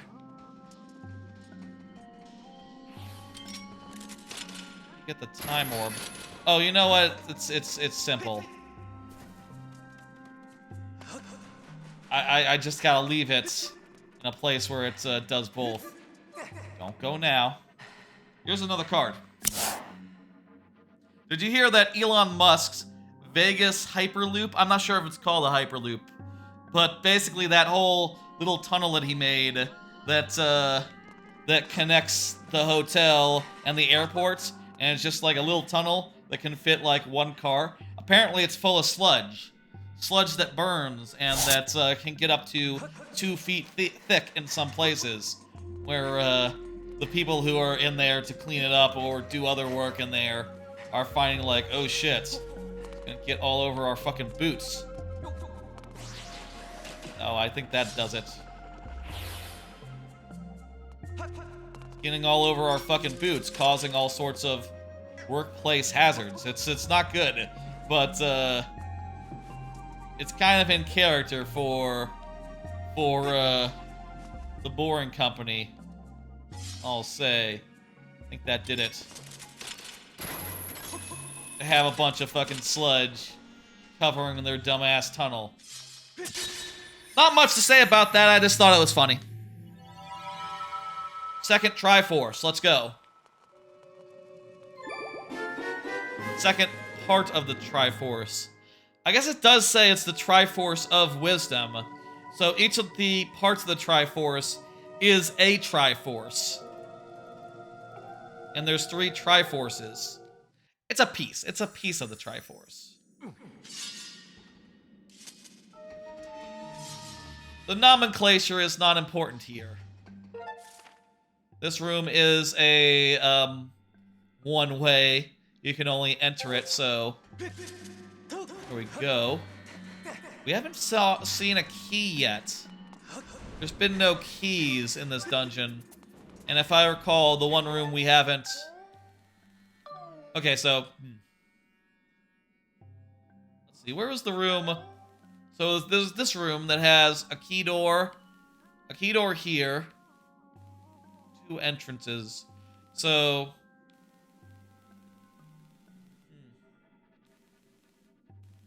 There's gotta be a key, like, over here. So, this is where we need to go next, I think. We pretty much solved all the rooms other than these ones.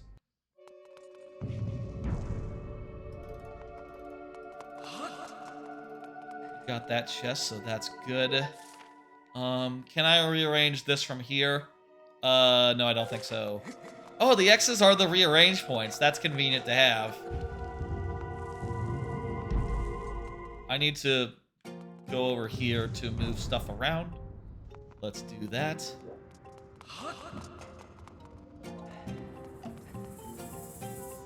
Okay, we need to go here.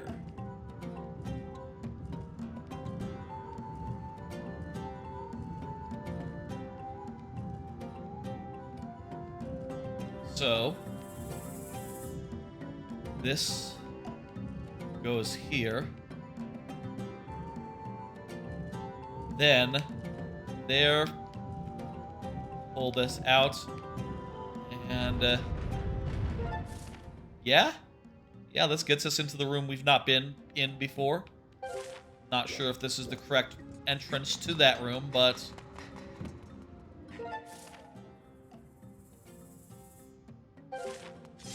Go figure.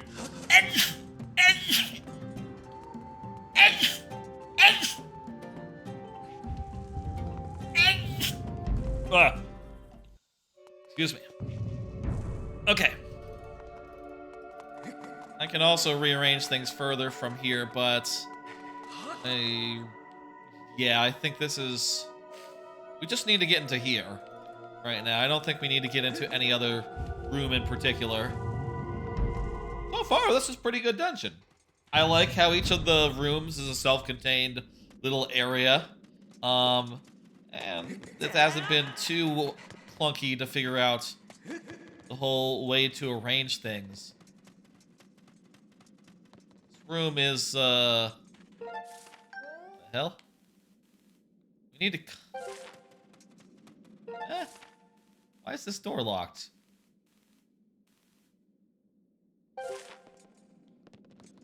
This isn't like the other doors where there's just no... There's no room over here, so I can't do a thing. This is... There is a room here. But we gotta do a thing in the below area. Okay. What's the best way to rearrange things such that we... let's see now. Well, we put this corner up here. So, so we can't just do it from this room. We have to go back a little farther.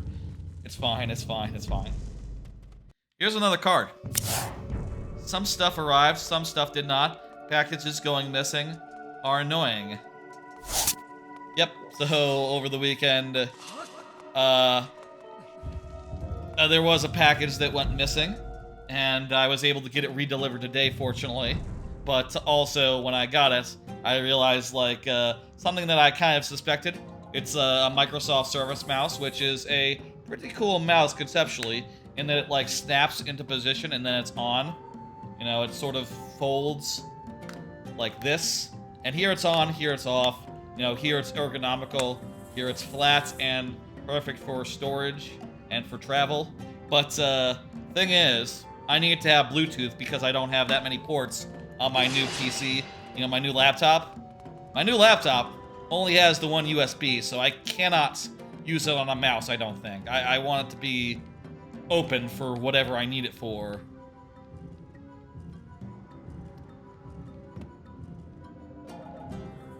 Need to get that to here. Wait, no. This to here.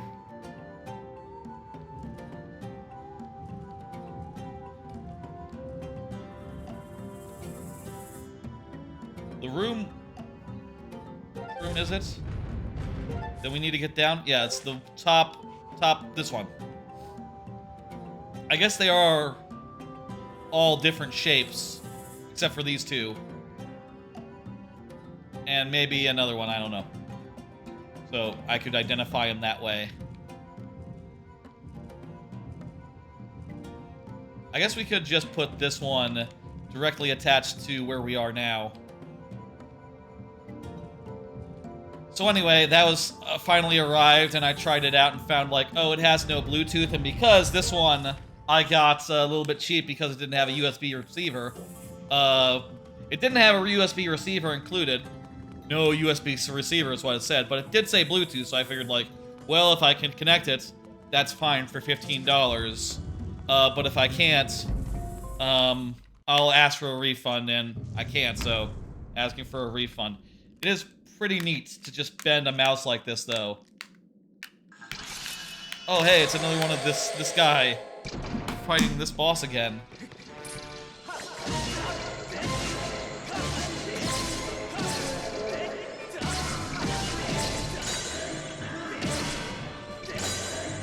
Let's do it then.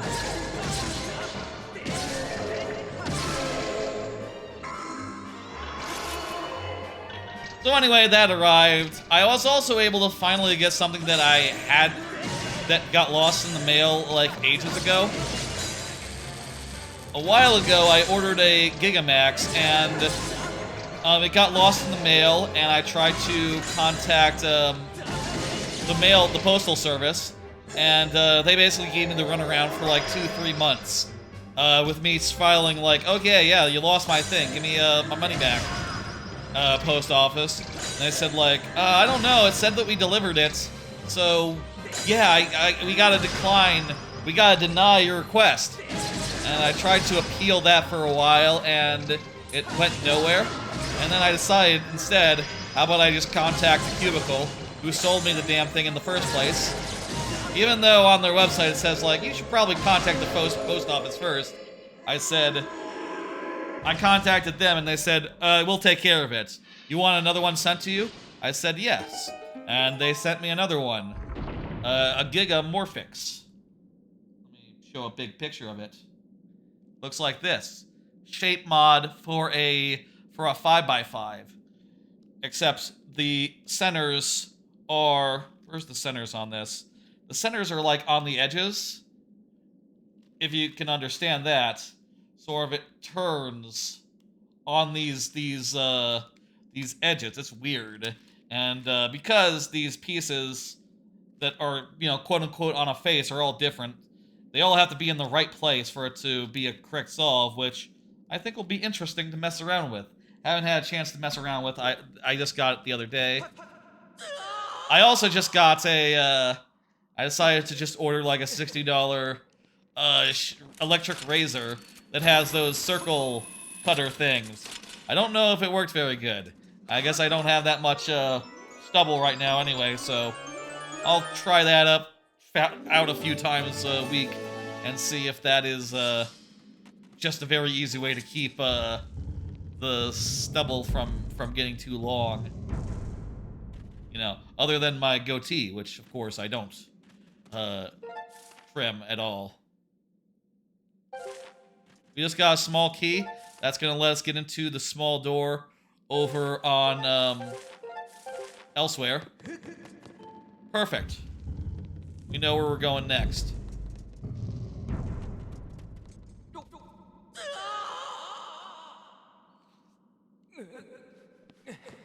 I'll say part of me have been like, with this new schedule, previously, while I was working at the previous job, I was working from home, so I would tend to shave specifically like on stream day or like the day before a stream, so it'd be nice and good by the time of a stream. But now I have to go into an office, so I really should be shaved on Monday, on every day that I go, in addition to stream days as well. So if I could just, you know, run a thing over my face and have it be perfect, that's honestly kind of appealing. I have very sensitive skin, it turns out. And a lot of times when I shave, I get cuts on me, you know, I get little cuts. They heal fast. Facial wounds heal fast. That's why wrestlers do a thing where they like cut their faces to like do a little bleeding. This is off topic. I say off topic. But besides the point, but they'll do a thing where they like slice their face sometimes, at least they did back in the day, just to make it so that they bled a little, so that it looked like they were getting beat on good and really taking a beating, but it was all fake. Or, you know, part of the performance. Obviously wrestling is not real, but it is fun for people who like it. I'm not going to besmirch the good name of wrestling. I'm just not my thing, but still, it's, I think it's damn interesting. Anyway, gonna try that out, see how it works. I don't know. That's this way, right? Yes. I think this is the last of the Triforce pieces. And we've pretty much gotten this dungeon. Wait. No, I'm in the wrong room. It's the one on the bottom. Pretty much just got this dungeon worked out. If there's like a final puzzle in here to get to a final boss of the dungeon, I don't see where, honestly, I don't see where the final boss would go. And also, I am getting the Triforce shards here. And so, like, you know, it's kind of late for a boss to stop me. Maybe there's gonna be a boss fight in this room, or in here. I bet what this is gonna be is 2 mini-bosses, actually. Mini-bosses that we've seen before, specifically. We're gonna fight those, and then we'll be out of here. Does this dungeon have a boss? Maybe like Ghirahim one more time? Oh, this guy isn't even a boss. Oh, well, it's telling me to fight him like a boss. Okay. These guys are just guys, though. And I can just kill them by swording repeatedly. My sword is really good.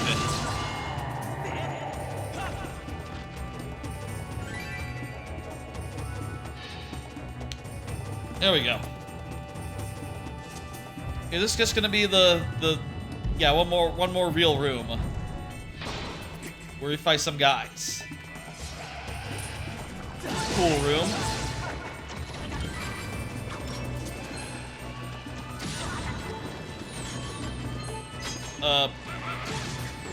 Yikes.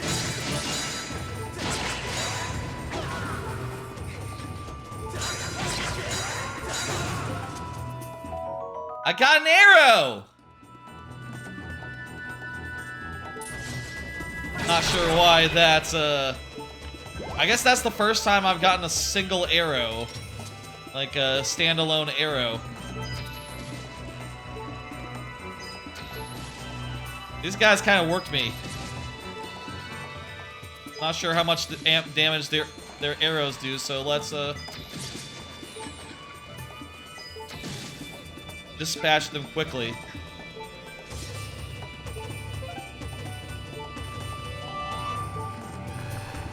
Ah.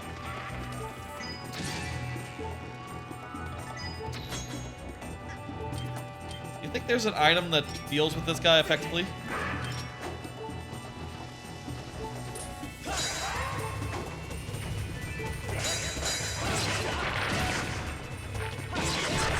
Bomb did it. That was a good thought. Worked out perfectly. I like how this area of this dungeon is sort of a nice little gauntlet here. I think it's fitting. Oh, there is...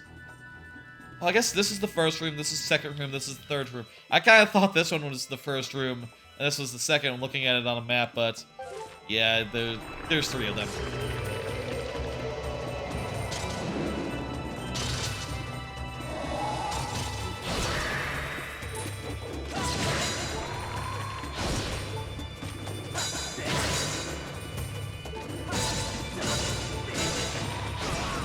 Yee.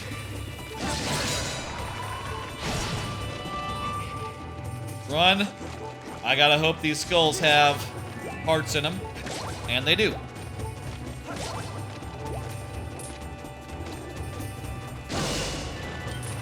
Another question. Can I whip the swords? I can whip the zombies. Okay. Not helpful, but interesting. Right, he has more swords.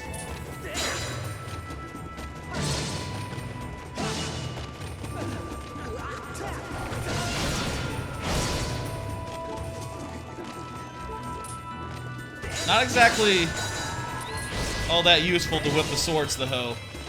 Or to whip the zombies, I mean. Kinda just gets in the way. Nice of him to always leave a gap. Fuck!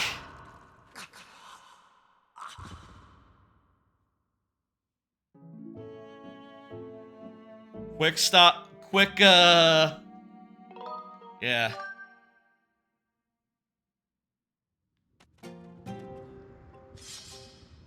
Okay.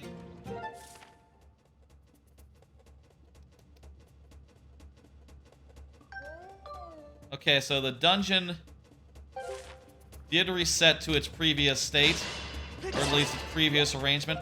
I guess where you save has to be where, if that's where you're starting from, it has to be the arrangement that you were in when you saved in the room. Otherwise, it might be in a place where you can't get out. Like, let's say you put this guy in a corner, saved here.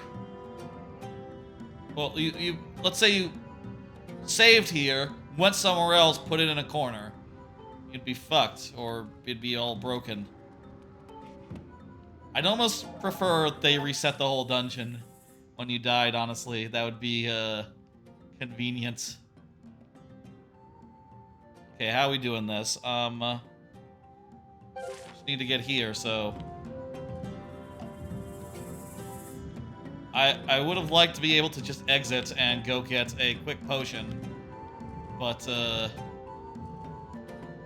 not gonna worry about that right now.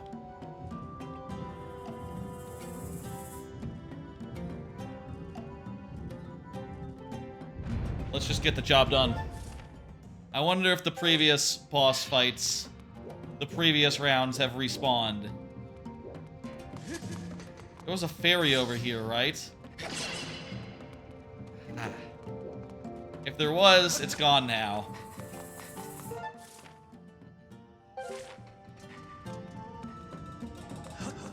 Another card? Shout out to HEB. Love that grocery store. Really enjoy going to HEB, which is a local Texas grocery store, by the way, if you don't know. Sort of spread to the parts where I am at, up in Dallas, up in like the Plano area. You know, north, the suburbs north of Dallas recently. And it's been quite nice to have. They're very big. They have a complete selection of everything that I would want at Target. You know, unlike some places like Costco or Whole Foods where they really don't have a lot of like the convenient food that I want, right? Like Stouffer's and shit. They don't. Whole Foods don't carry that.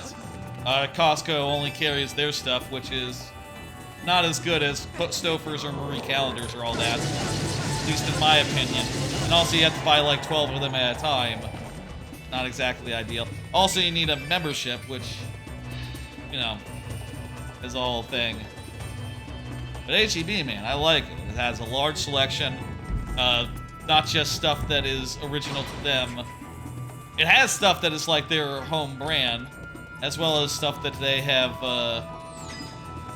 recently I've been like going there and looking around their fancy foreign food sections that they have, where they'll have like German and like English treats and whatever. I could try a jelly baby if I wanted to, but I don't know, I don't really enjoy jelly foods all that much, or like jelly beans. Like jelly beans? Jelly babies? It's nice to see something at the grocery store that you never tried before and say, ooh, that looks good. I'll try that. Well, it helps to get out of the rut a little bit. Just a little bit, though.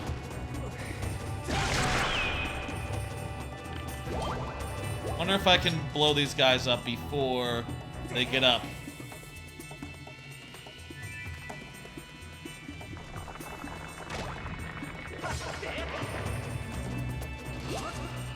Unclear. I sort of activated him mid,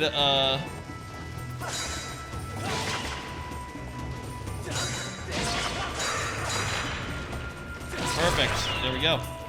Bombs are pretty good against these guys, turns out.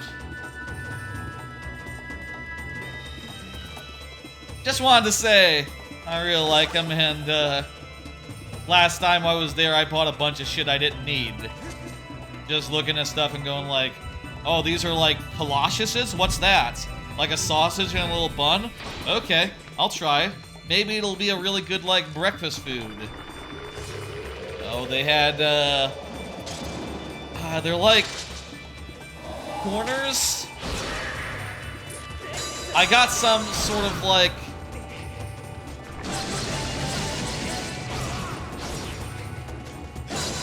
they're called like corners or something, where I think you dip them in stuff. I don't know, but it's some sort of pastry that has like pie-shaped wedges. Apparently it's like German or English or something.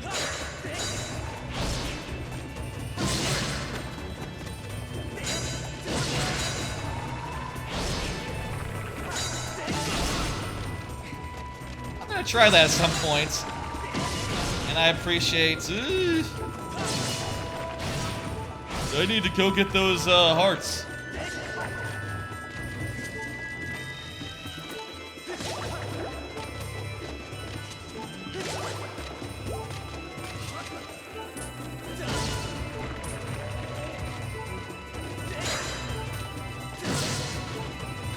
I appreciate HB for having a really good selection of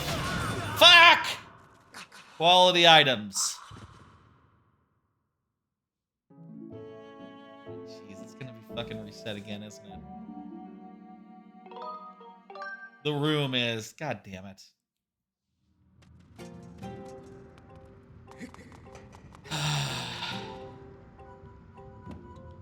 After I get this right, I'm going to, I'm going to, save, so I don't have to do this part again. But also, this should be the last time.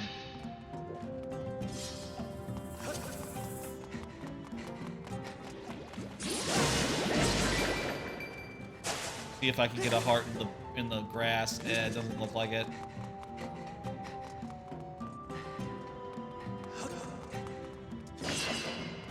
Yeah, just nothing. I thought there was a fairy there. Maybe that was another room. Maybe it doesn't respawn just because I died.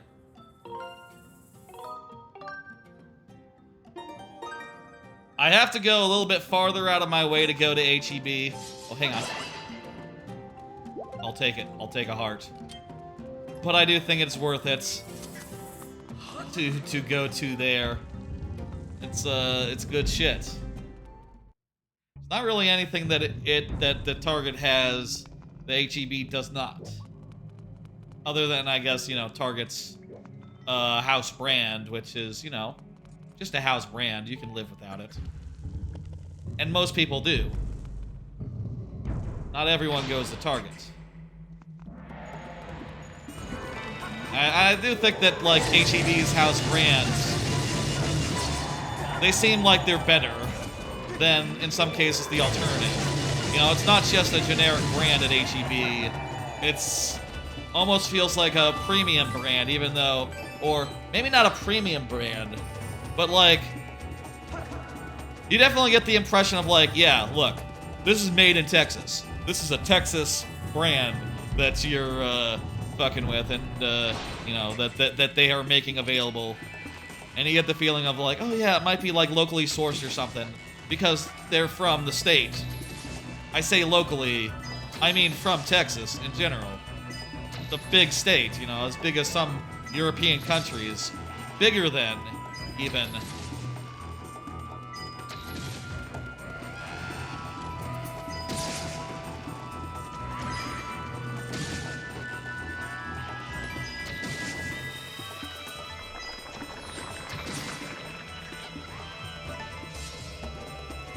Oh, I think I can maybe hook beetle this. Ah, there's a guy behind me!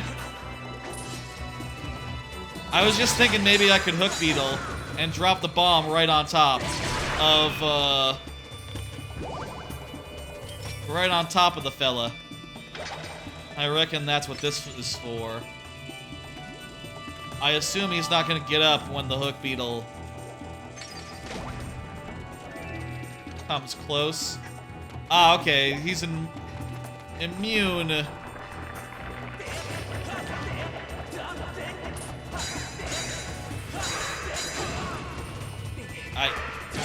can't block from behind.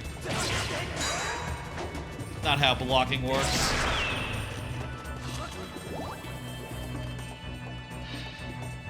Another card. I got like a couple more. Tired lately. Been a little sleepy lately. I've been, you know, getting up at an earlier time than I had been while unemployed. Gotta get up a little early to be in the office in the morning, to travel and to have a nice big breakfast, get all ready and awake, and, well, oh, I can finish these guys also.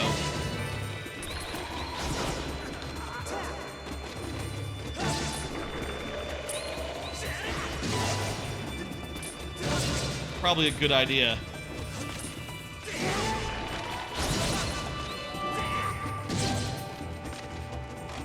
Do that.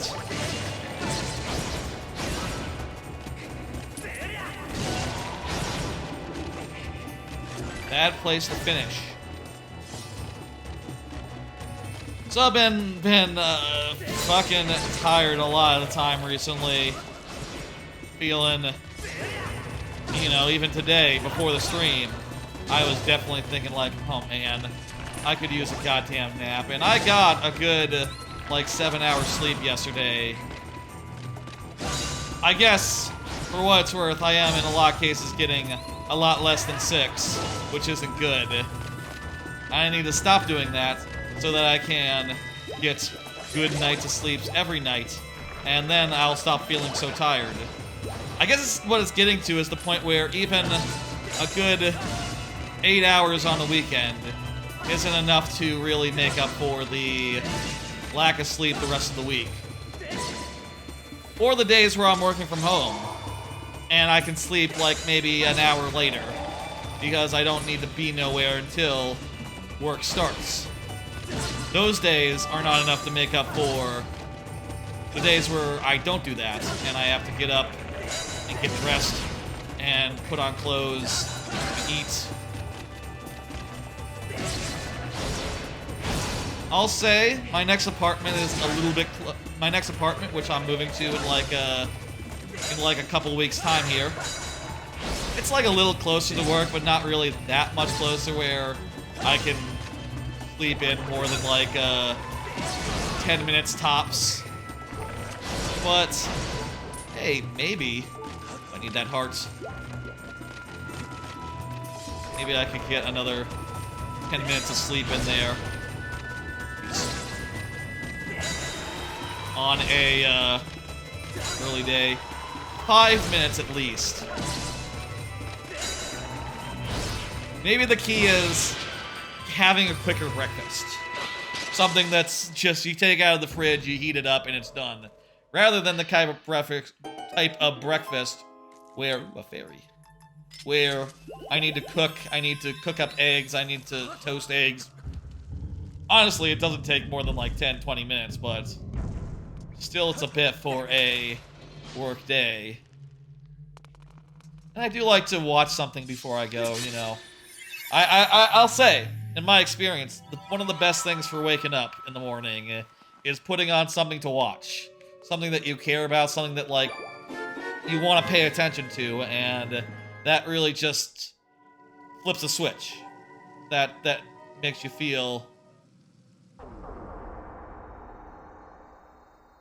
Okay, so there is some sort of boss here that we now have to do. That helps to get the brain, like, actually doing stuff and engaged with the information it's getting.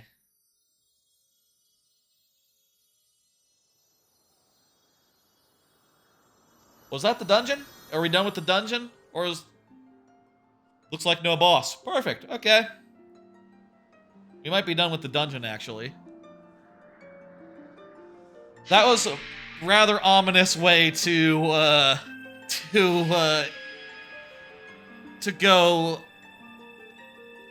That was a rather ominous way to do that. I thought a big enemy had shown up or something. A prayer is required. The ultimate goal we have traveled so far for is now within reach. Focus now. Okay, I believe what we're going to do is I'm going to take out my my harp, and I'm going to do left, right, left, right. Oh, no, maybe it's just cutscene. That's better. If I never take out this harp again in this the rest of this game, I'll be happy. I bet we don't.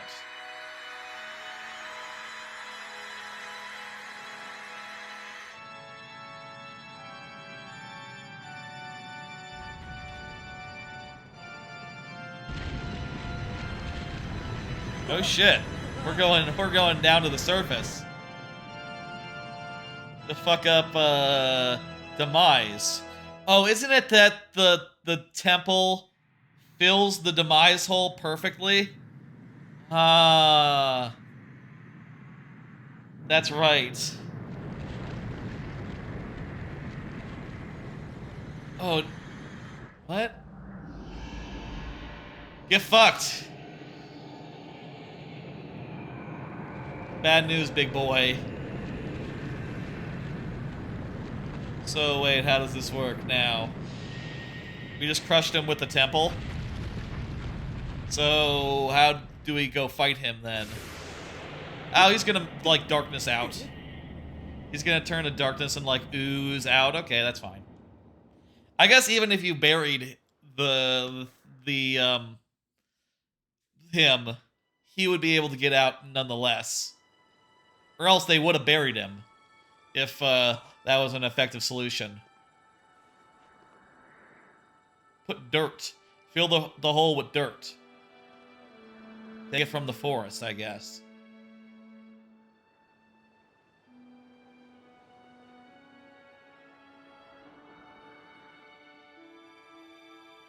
If you look at that, it kind of connects to the Temple of Time, or whatever this place is called now, the Banish Sealed Shrine, whatever.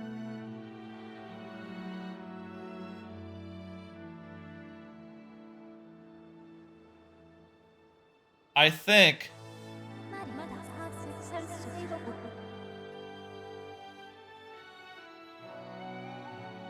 I saw this fee.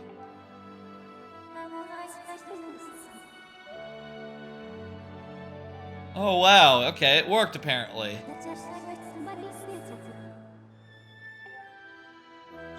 Alright, Zelda's gonna wake up. See? Wasn't anything to worry about, that whole Zelda situation. It's, not really all that serious compared to some other things that some other Zeldas have done. Alright, that's... yeah, 100% done with the dungeon now. The dungeon is, in fact, inaccessible. I'm pretty sure. I guess there was no real collectibles in it, if I recall. There's not even a piece of... There's not even a heart. Like, there's not a boss, so there's not a heart in it, so... Heart piece, you know. Heart container, is what it's called. There's not one of those in it, so... Yeah, I guess there's no need for you ever to be able to go back, huh? So then, what's up? Let Zelda out, and then let's do a boss fight. Maybe 1 or 2 or 3. I think it's time for the final boss of this here game.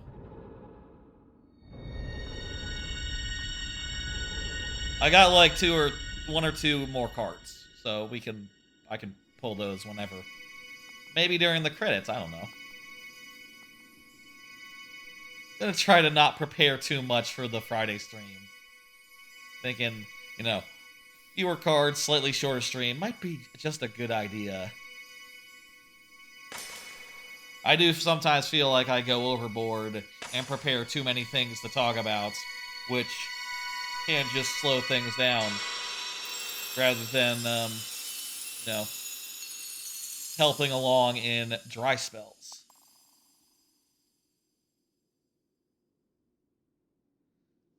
Zelda. Hey Zelda, what's up? Haven't seen you, really, or been able to talk since the start of the game. You seem like a pretty okay Zelda. You had a little adventure, and it seemed to go pretty well. And after your adventure, you're back here in the present, no worse for wear. You're maybe a little bit sleepy. You've been working hard for like 1,000 years or whatever. I understand that. Sometimes I get tired too.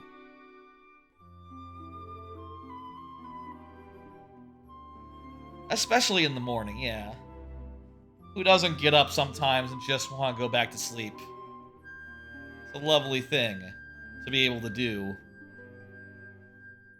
on a day where that is possible. Not every day that is possible, but some days you can do that, just that. Saturdays, most especially.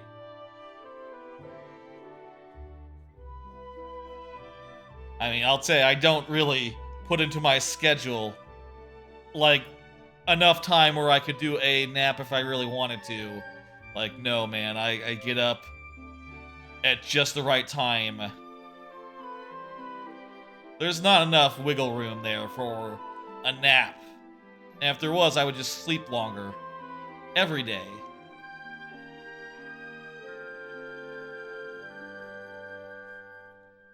I like that Groose is celebrating. He's happier than anyone. Don't forget about Ghirahim.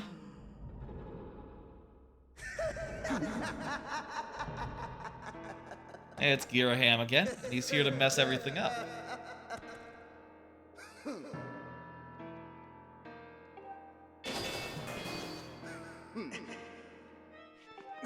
Okay, he's gonna grab Zelda, who, right, is like the goddess reincarnated or something in this game.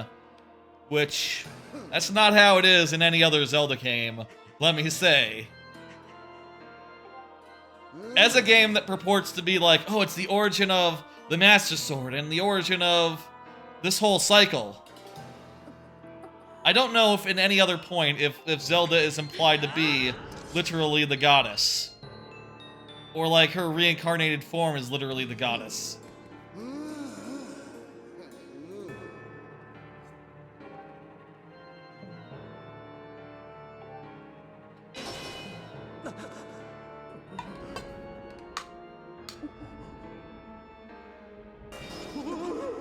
Is he gonna go back in time? That'd be pretty cool. We haven't done next to anything in the past. We've done barely anything in the past, so kind of a missed opportunity, the whole traveling to the past thing.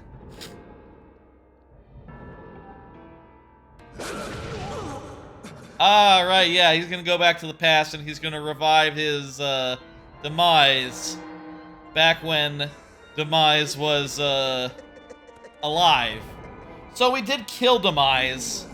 It's just that we left the time door open, so Ghirahim has the option to go do it in the past. So if we go kill if we go kill Demise in the past, then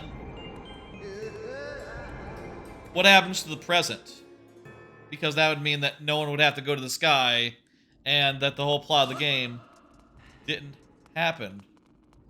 You know what? It doesn't matter. It doesn't. How about... It's fine. You know what? Whenever you can kill Ganon, just go ahead and kill him. There's never been a Zelda game where killing Ganon caused, like, a weird paradox, and that weird paradox was a bad thing. I mean, I guess... in the extended lore, in the lore of the series, in like the extended timeline and all that, there is timelines where like, oh, doing time travel messed up the timeline and caused two different timelines. One where the hero disappears, and one where the hero defeats Ganon and disappears, versus hero never defeats Ganon, but it's also fine because Ganon never finds the Triforce. Not sure how that works, but apparently it works like that. Yeah, I know. Just gonna do a quick another save. Why not?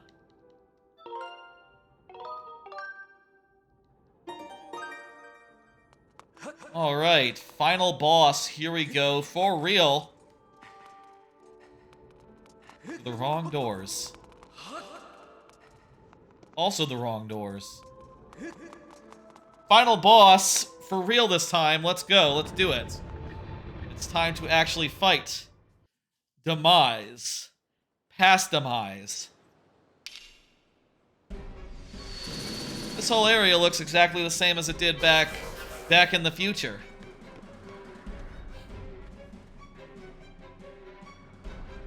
Wait, did he make a Sheikah seal on the door? I don't like these jump cuts he's doing. I guess he can teleport, but usually he does like a diamond thing in the air to teleport around. He's making a lot of noises. He's hamming it up. They like to ham it up, the bad guys.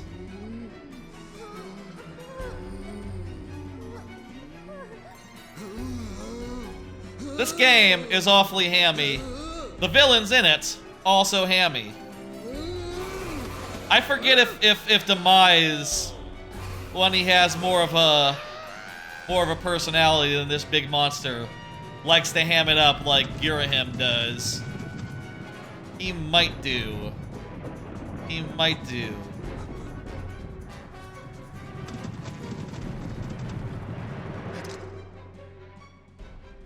Alright. We can now just go ahead and proceed, and you know what? We can just run. There's these circles all, these stamina fruits all around. This is some Hyrule Warriors shit. There's just so many of them. And you can mow them down in a second if you like. Oh. Now we gotta fight them. Specifically these ones.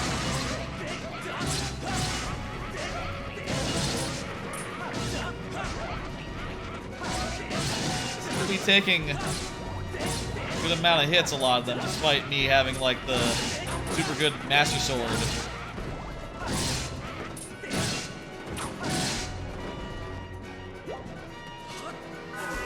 I mean, I guess this is a... What are you doing? This is a big climactic finale with like hordes of dudes in a way that Zelda had not had to this point. Will not have again.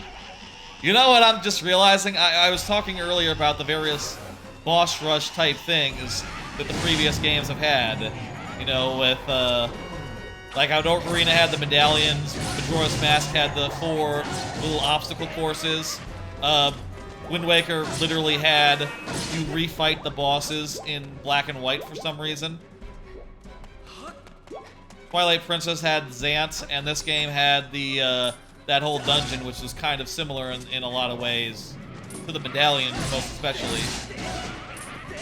I didn't go forward and talk about Breath of the Wild or Tears of the Kingdom, which in those cases I feel like it might have the best, a way that doesn't necessarily end up repeating itself, but still has sort of a boss rush if you want to. Insofar as if you get to the end without beating any of the dungeons in either game, all the bosses from those dungeons, you have to fight them before you fight the final boss, which is a very neat conceit, I think. This guy just ran right out of bounds.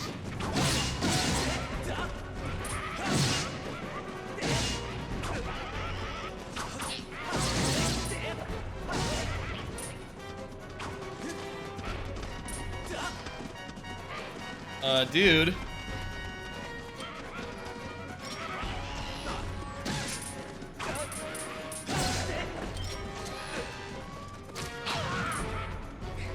Okay, he's using some strategy here.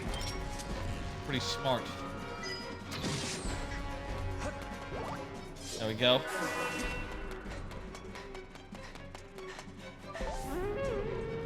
I hope that going forward, I kind of think it's better the way Breath of the Wild 2 of the Kingdom is. I mean, I say I kinda. I actually do literally think that's better. Well, that or the... If I were to rate those, let's rate those. Here, that's a fun way to go about talking about this. Rating those like, boss rushes. Let's do a tier list real fast. I think Zant is S tier. I thought that was a really fun way to do a boss rush without doing a boss rush. It's just having Zant sort of transform into the different forms. And you get the comedy of big giant Zant bouncing around as like a 15-foot version of himself. And then he just pretends to be a monkey for a bit. That's just fun. That's just a good way of doing it. The Majora's Mask, that probably is A tier. I think it's unobtrusive, and I think it is something that is out of the way just enough. I'd probably say A on that. Wind Waker, I didn't like. That's just C.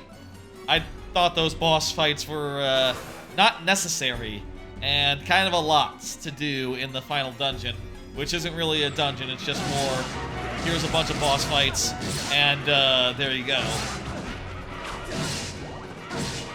Ocarina, I'll say I've never been much of a fan of that whole part of the game, especially because there's the part where you have to get like strength gauntlets to do one of them, and that to me was always entirely unintuitive.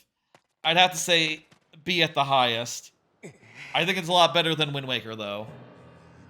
This game is probably an A. I could see it as high as an S. That was a good dungeon. And it was kind of fun having the dungeon do the repeat. I think it works better than Ocarina's version of that, for what it's worth. I'm going to say A on this game. And on Tears of the Kingdom, Breath of the Wild, both of those are S's. Just an inspired way to do it that makes the game better and gives you more options. And also gets out of the way if you do the due diligence and come in having beaten the thing. Are we fighting this dude? Ghirahim? I think we're fighting Ghirahim. Either we're fighting Ghirahim one last time, or he's just gonna do the thing and release the actual final boss.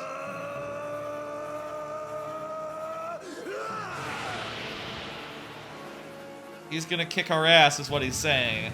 I don't know if I believe him.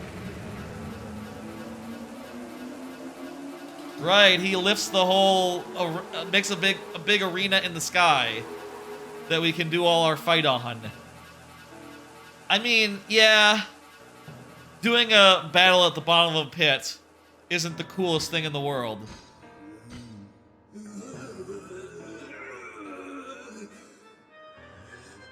So now he's gone like full greed, full Metal Alchemist Brotherhood.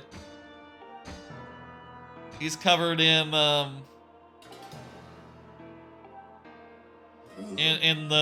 hard plate, hard metal. And there's the reveal also that Ghirahim, he's another sword like Fi, but evil. He's evil Fi. Not a lot of time is spent thinking about Ganondorf's swords, but apparently some of them are also magical, like the Master Sword is, but in reverse. In most games, I think it's just a cool sword that he had someone make. I would bet that Ganondorf doesn't find a sword so much as he has one made for him. I guess on a similar note, that's like a weird...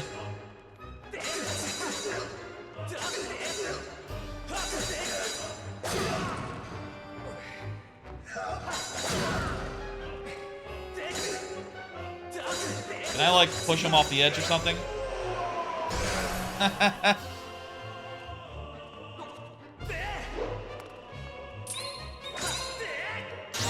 There we go. That's the solution. I guess, come to think of it, there's very few games where your sword is made, you know, instead of just being a magical sword. Majora's Mask has that. You can make the gilded sword, and it's pretty cool. I guess this game, you literally do have the Master Sword upgraded, but I feel like that's different when it's the Master Sword versus, like, just a regular-ass sword that a blacksmith looks at and goes like, oh yeah, I can do something with this. I guess on that note, the Force Sword in Minish Cap is also in that category of like, oh, you're making it, but it is a mythical sword. Maybe some of the other portable games have that sort of thing, where you're building a sword or something, or upgrading it by doing a side quest or some such. I wouldn't be surprised. I guess you also get, like, various swords and items in Breath of the Wild and Tears of the Kingdom. But never, like...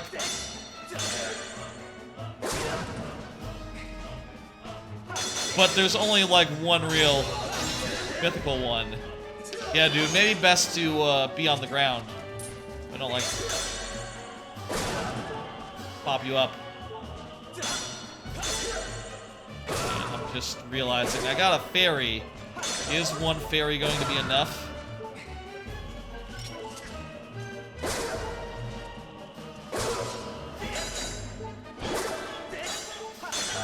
Good backflip.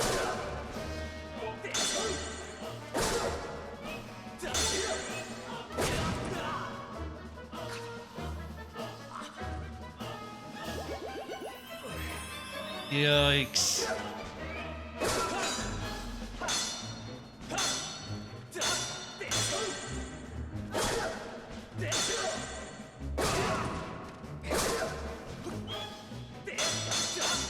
Ghirahim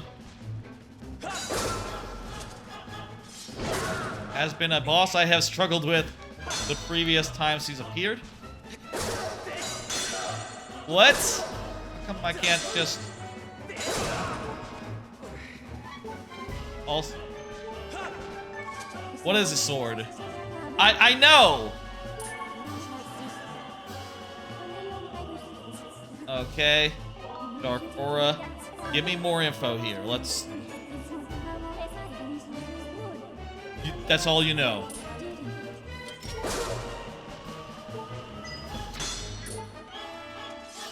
Lock that. Oh man, I hope that there's like a checkpoint. Some checkpoints here.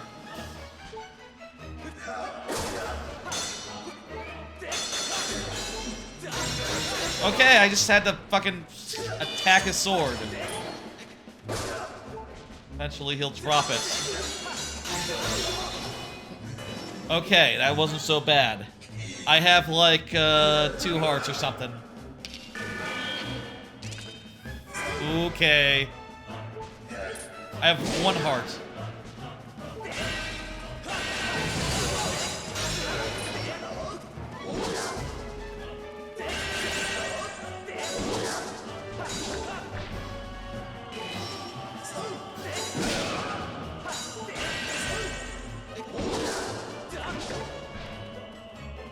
That'll be perfect.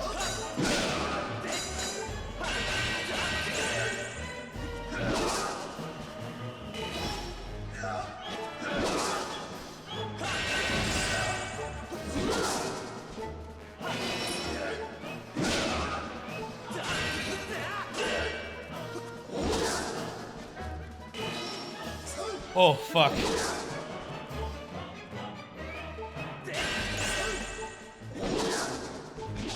Just relax.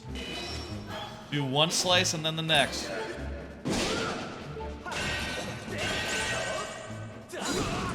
Fuck!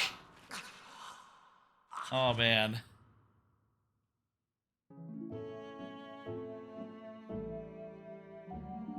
Checkpoint, please. Checkpoint on the boss. Okay, good. That is, very least, better than if it was, like, at the top of the hill or something. Do I still have the fairy, by the way? Yes, okay.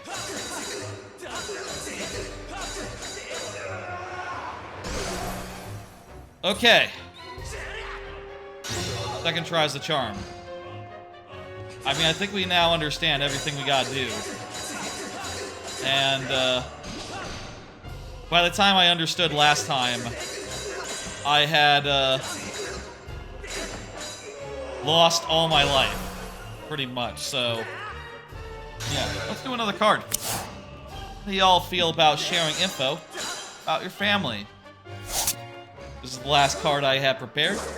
The last one that I will pull. I wanted to talk about this because I have thought about it, talked about it on occasion, that I personally prefer not to give too much detail about family members on stream. I feel like that's just the right thing to do. I will say, though, I remembered something the other day. It was like some food for thought on that, which is that, my ma, she's like a teacher, right? And I was talking to her, and she was telling me, like, oh yeah, I between the quizzes that I do, I'll put, like, questions about like, you know, my stuff. You know, and basically, quiz questions be like, what does your son do? And, or, you know, basically, what do I do? And there'll be, like, a picture of me. And you know, the answer is engineer because this is a side thing. Let me just be clear. This is a hobby, not something that is quite to the level of job. That's new. But anyway, it just was something to think about, right? It's like, oh yeah, you're just gonna tell your class what my sister's child's name is? I don't know. That seems weird. I feel like that's the thing you try to avoid broadcasting to, like, you know, hundreds of people. Which, you know, it's what a teacher has, right? About that many. Generally.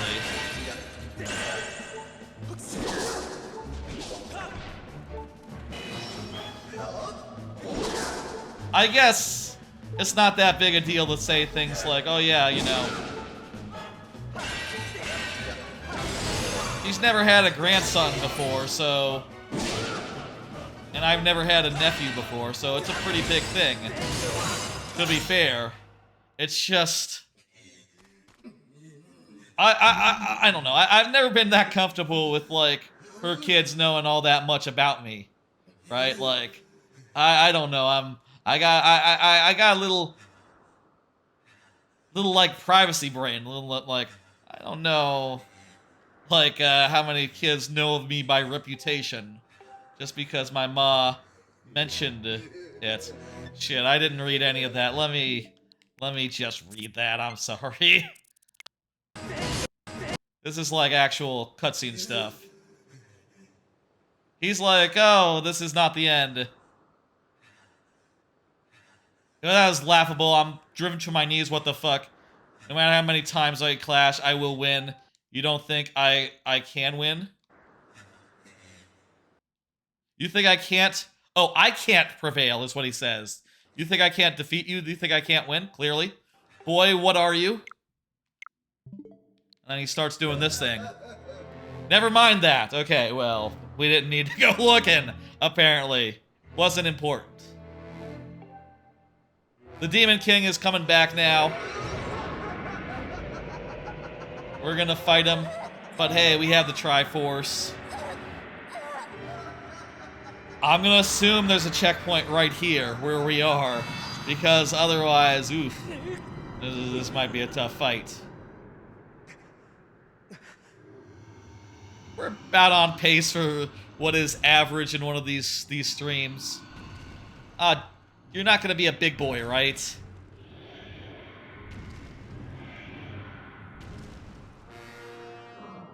Oh. Can't you just take the final form that you take now? I hope this isn't another big boy fight. Okay, so Ganondorf... Does Demise absorb the power of the gods? And somehow... that makes him into the recurring evil that, you know, recurs throughout the entire rest of the series.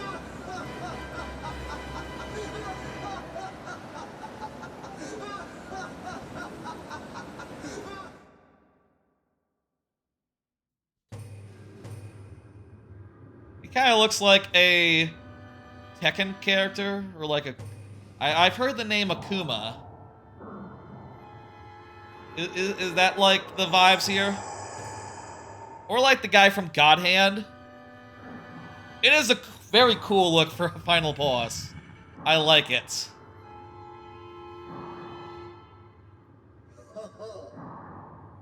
I will say, I keep saying Ganondorf.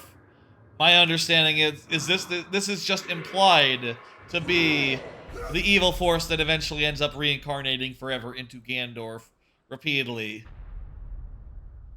There's like some implications there. It's not like this guy says, my name is actually Ganondorf. That's actually the opposite of what he says. But, I mean, look at him. It's just simpler to say, yeah, that's him, isn't it?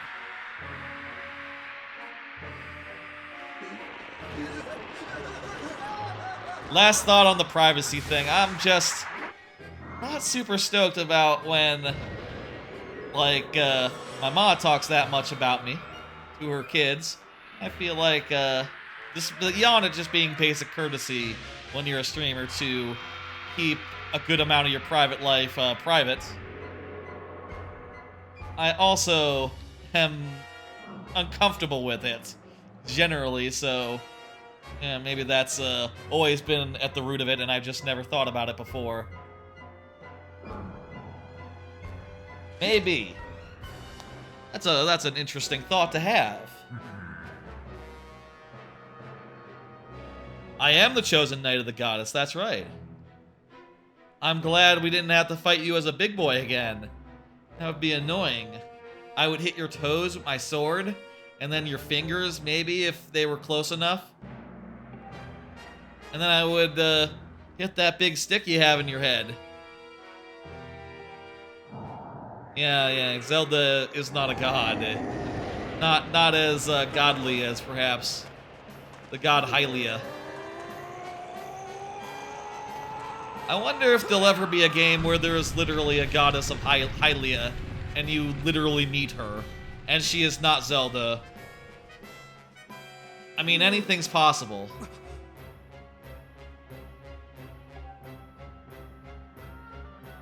I guess you literally have never met any of the gods, or any of the major gods, the real gods, like Din, Nehru, and 4-4.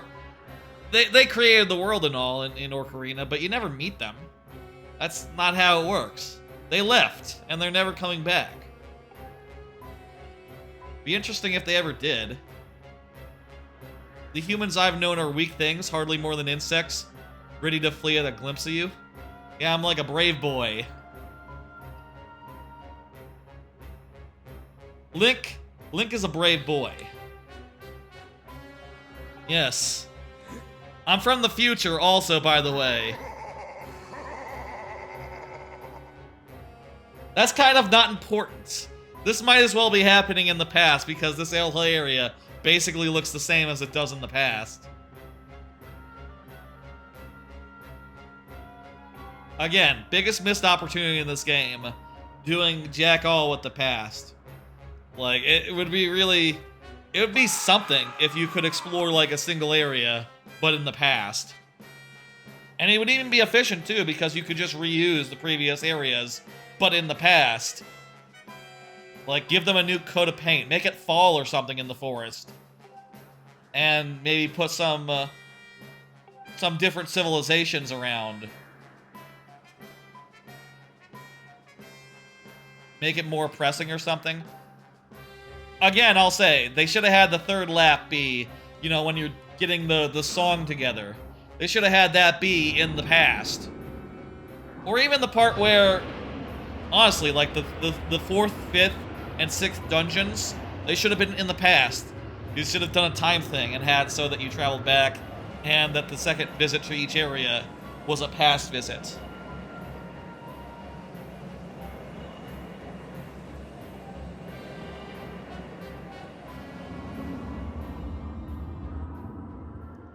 Okay.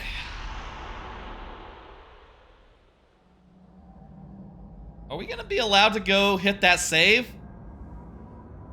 Wait, when? What? Groose came back to the past. I didn't realize Groose was in the past. Now. I have 1 heart.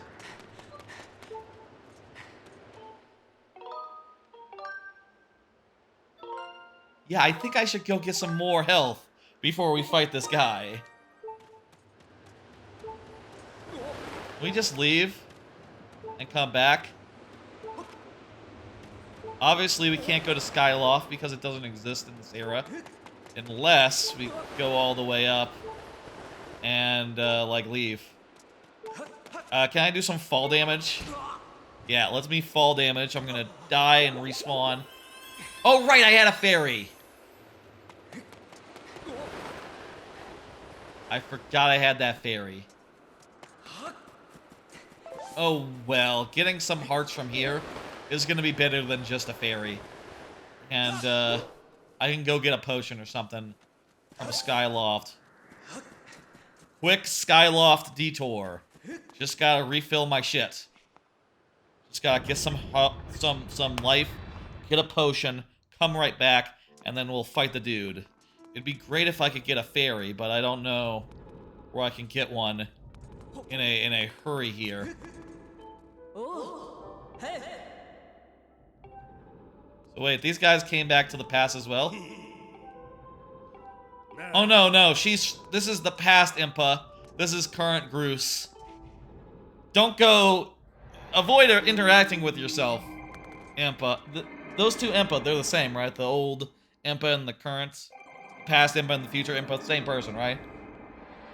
I feel like they didn't actually say, but maybe I just missed when they said it. It just says the old one. Impa, right? That's Impa. Maybe it's a descendant of Impa. I'm not sure what the timeline is exactly 100%.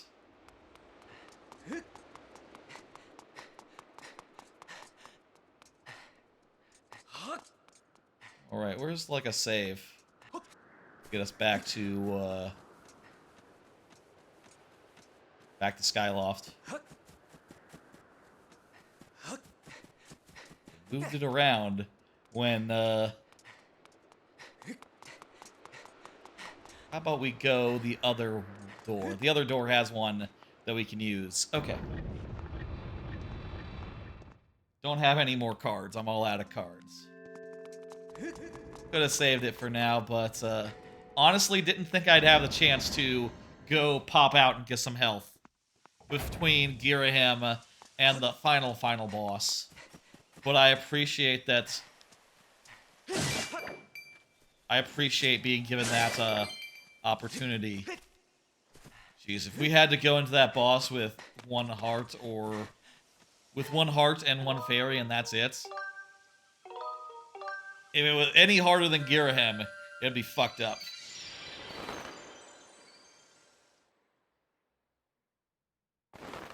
So, don't really have any cards. I can still talk about stuff. Big stream on Sunday. That's exciting. I've done previously, in the past, Banjo-Kazooie in one session as part of some anniversary stream. It was like the streamiversary. It was the streamiversary last year. The second one. Second year streamiversary. 2 years of streaming. Last November. Did Banjo-Kazooie and then some viewer levels, and I'm thinking Banjo-Tooie, like to do the sets. This will also be the first time I do Banjo-Tooie on the stream, which, in like full, which I think will be nice. Part of me did want to do like a full playthrough whenever it did come out on N64 Online, but A, I can do that if ever it does come out, and B, it's fine. I got plenty of things I could stream, and not 100% sure how many more playthroughs I'll do. I'll say, as part of the big Banjo-Tooie stream, I am offering Nuts and Bolts as a playthrough, full playthrough, and that would follow, honestly, it'd be pretty far in the future, but it is a pretty low sub goal, so I figure, like, you know, that'll be fine. You know, it'll be like a couple of months, really, because I definitely want to do StarCraft 2, which is going to be the next playthrough, by the way. StarCraft 2, Legacy of the Void, the third and final campaign. We did the previous 2 campaigns on stream, and each of them took about 4 streams, so I'm thinking like 3 or 4 streams, and that'll be done. Once that is done, I'll be moving like a week or 2 later, so there'll be a bit of a break until I am fully moved and ready to go. But after that will be Mario Odyssey 100%. I'm going to do 100% of Mario Odyssey, and I am really goddamn stoked for that. Which, you know, you might wonder, like, oh, why don't you just start with that then? If that's the one you're really excited about, but I don't know, man. I like the idea of doing I had this idea a while ago to do the HD Zeldas, to do the StarCraft campaigns and intersperse them with other games.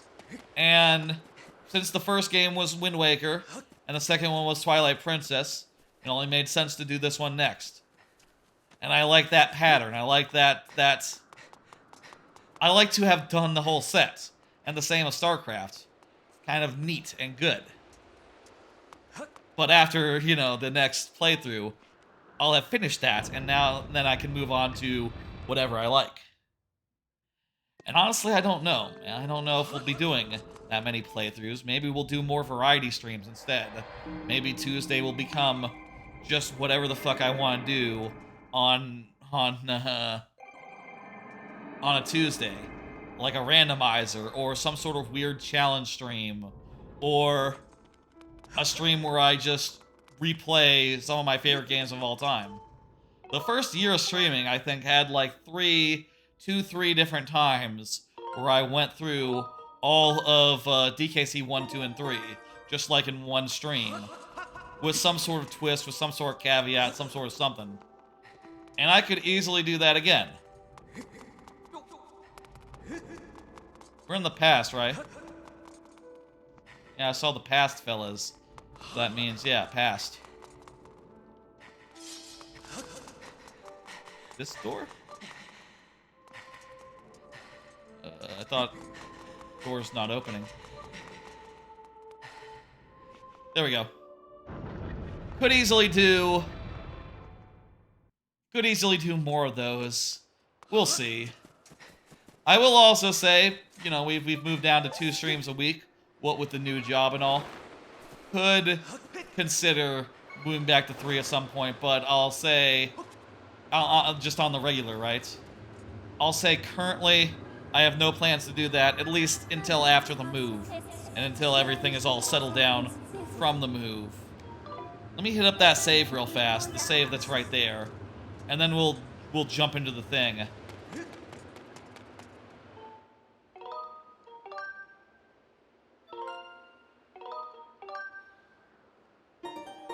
Demise. Demise, let's do it. We got a potion. We gotta remember to use the potion. It's not a fairy. It's not a fairy, so it is manual, but it does, I think, heal a little bit more than a fairy would, so just so long as we're in our last few hearts, pop that up, go ahead and give it a drink, and it'll be, good. Oh, this is a cool place for the final arena. Kind of reminds me of the water temple. The arena where you fought, I mean, yeah, that's literally sky, reflective plane of water, same thing. Yeah, dude. I'm gonna kick your ass. It's weird that when I went back to the future, it was still there, and not like, you know, a wreck. That kind of implies that we could all go back to the future right now, and this guy, wouldn't affect it at all. Because he's in the past. Whatever, it's some weird time travel stuff.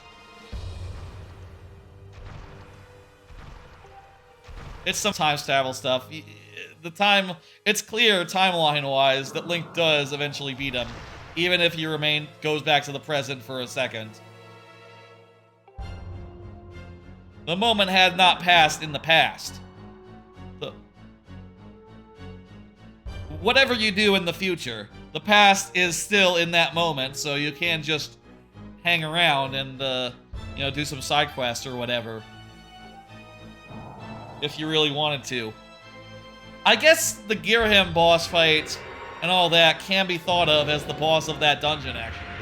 Because it does lead right off that dungeon and not give you much of a chance to do nothing. We're fighting him. You know what? Let me read that line again. Not enough space. Holy Jesus. I literally don't have space on my SD card. On my micro SD card. Wow. Oops. I guess I filled it up with games. I'll delete some at some point. Get rid of those, and yeah, I'm guessing I can't. Yeah, whatever. That's fine. He's saying that he's gonna become all powerful and take the Triforce, and he's gonna kick my ass, and he'll be in charge for eternity. Pretty cut and dry. I thought he had a different name when you fought him in this form, like something that started with an A.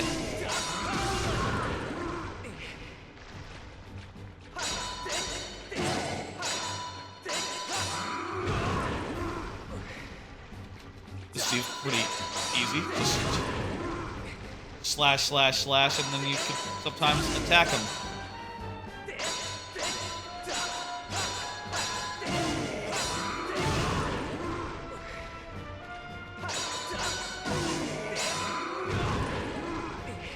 For some reason, when I'm playing this game with the attack on the stick, I'm not thinking about A button when I'm going to jump. I'm actually thinking about the X button, like Here's the Kingdom and all that.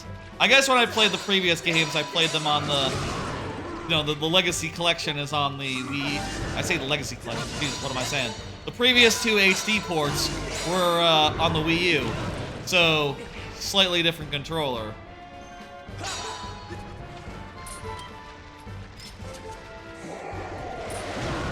Boy, I wish I got a second bottle.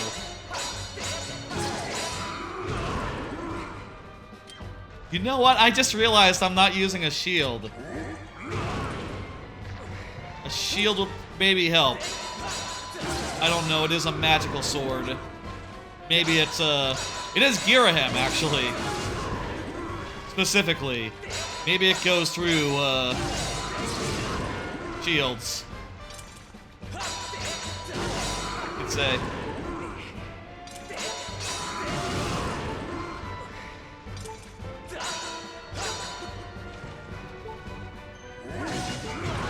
Okay. Fee has some advice. Go seek help.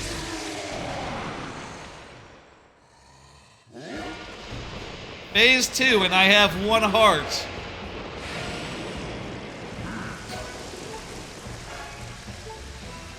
Well, I can power up my sword as well.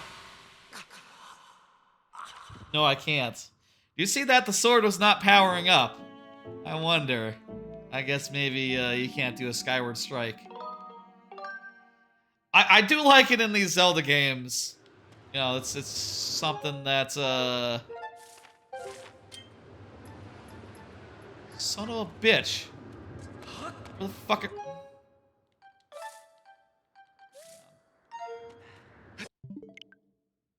I saved with health and a potion, and they're both gone now.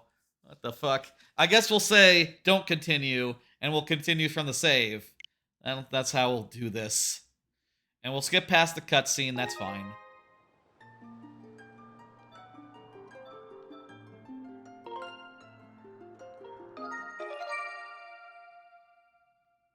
Okay.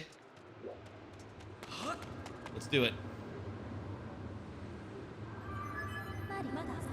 And I'm pretty sure these will have a skip cutscene button. We will hit it this time. I guess I could see that line I didn't see the first time, but it's fine. I got the gist of it. Playing it myself, I probably would not pay that much close attention to these cutscenes. Honestly. I don't know. Since I'm streaming, I do feel somewhat of a, like, yeah, well, shouldn't I get the full experience here? And also, if someone else wants to read it, you know, someone watching, that's a whole nother thing to consider. It's like a hard balance to do in games with plots. How much do you care about, like, letting other people read along at home? It's going a lot better.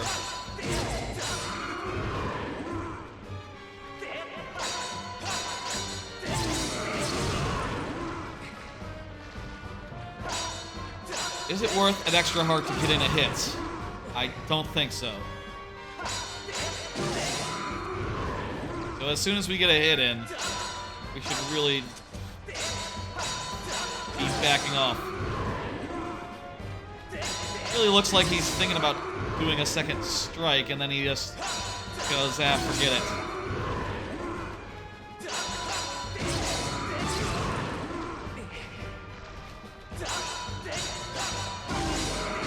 This is not as hard as Ghirahim, honestly. There's not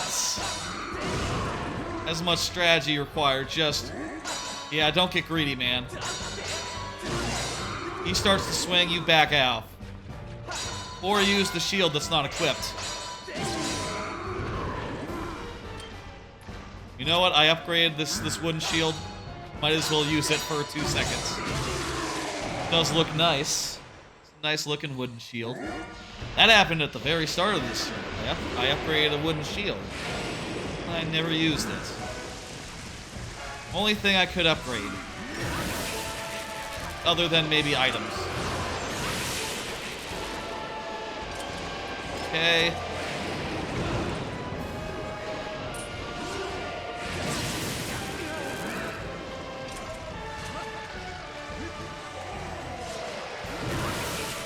This camera isn't the most cooperative here. What are we... What, huh?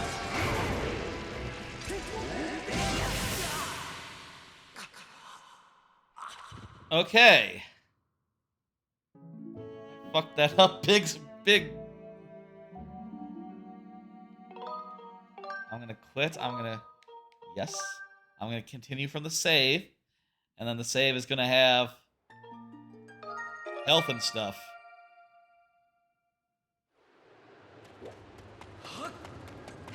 Third tries the charm.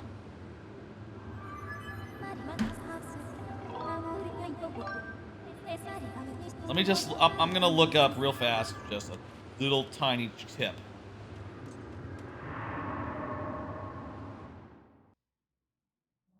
Okay, he will have his Skyward Sharks.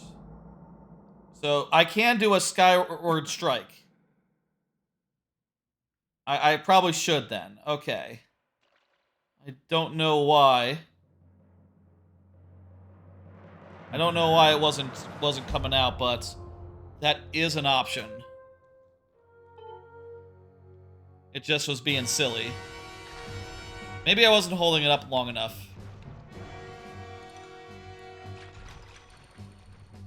Eh?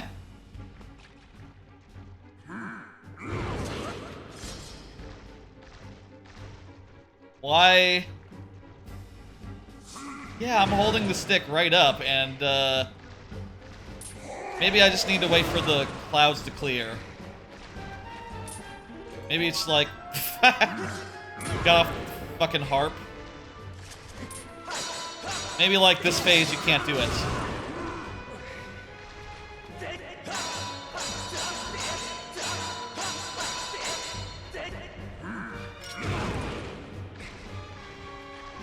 Gotta hold the A button rather than X.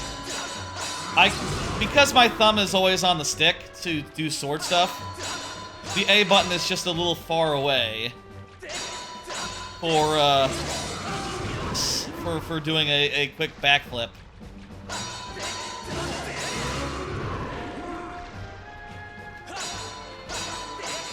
I'll say, we always have had, since like pretty early on in the series, maybe I shouldn't say, jinx myself. Maybe this would be a really bad time for someone to realize a thing that's available. Redeem it. Probably a good time to heal.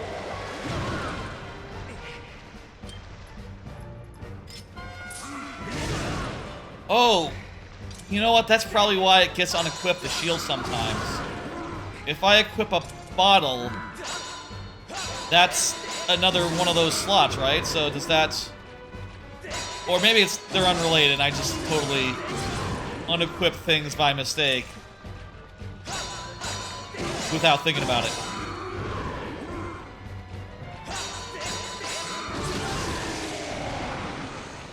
Okay. So now there's, like, light coming through.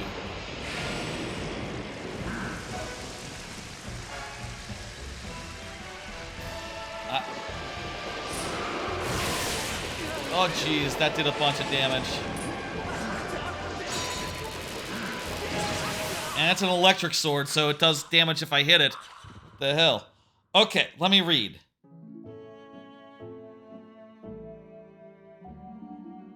Jump back, run up, deliver a forehand slice right to the left. Immediately follow up to a backhand slice. Okay. The entire area starts... Raise your sword to the sky to prepare a skyward strike.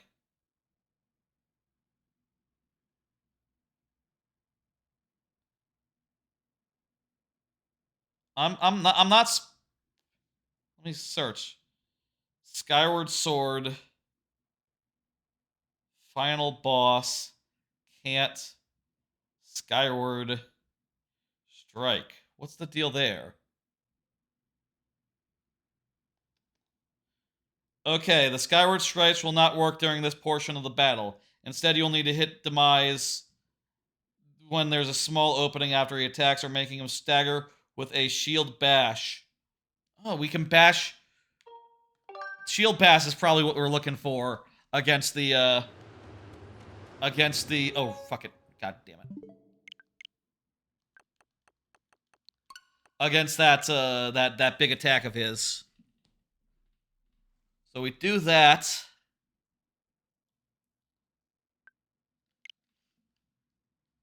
We stagger him, and then we sword him.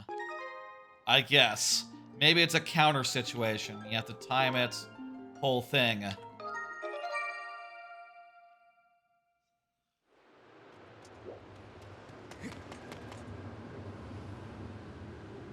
Oh. I'll say we're like 3.5 hours in. Kind of about what I was expecting for this finale, final episode, final stream, and about par with the other ones. I'll say I've been really happy recently with these Tuesday streams. They've been all ending before midnight for the most part for a while now, and I kind of like to have more of my night after to like relax and decompress and also get a bit more sleep if I so please.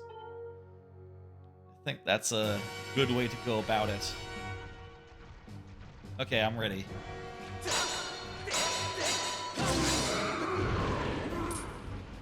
Right, I gotta hold my Z target. Just back off. I get the hit, I backflip out.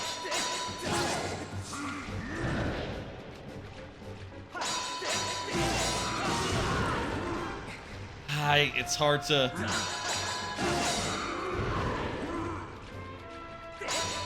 It's hard to resist going for the second hit.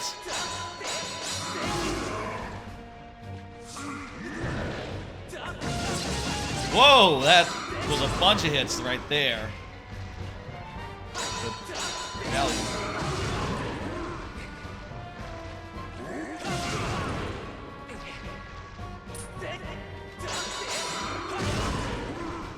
In that case, I didn't need... Some cases, he starts swinging before I've gotten a hit in. Which feels bad whenever that happens. It makes me want to get my hit at any cost. Need to get that out of my head. Play safe, conserve hearts.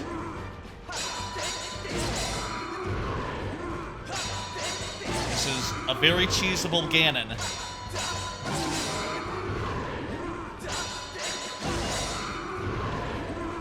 I'm sorry, it's not Ganon, it's Demise. Very cheesable Demise.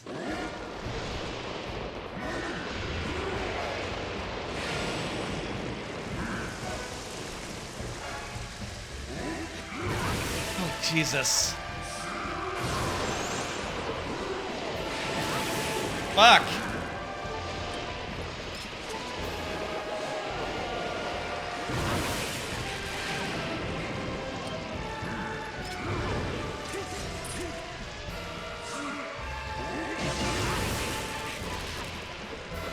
right? Okay, we can block those. We gotta block them all, though.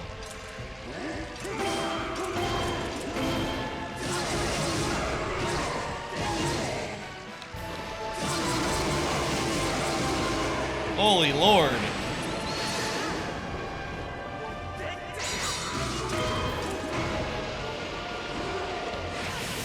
Fuck! That finish him looked real good. I think we got it, though. I think the next try is gonna be it. Quit. Return to the checkpoint. Get our health, our thing back.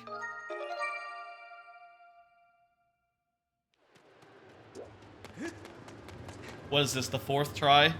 5th try? I don't even know. It'd be really helpful if I had more bottles, but, man, you know, that wouldn't be that helpful. It wouldn't have bought me that much time in some of these cases. I am definitely dying pretty fast on Thunder Demise. Also, let me, put on my shield. This is probably a good shield to use just because... Well, I don't know. The other one is fine, too. It's just that, Thunder, you know? Wood. I'm not... You know what? What am I doing? Get in, get my hits in. Back off. Whoa.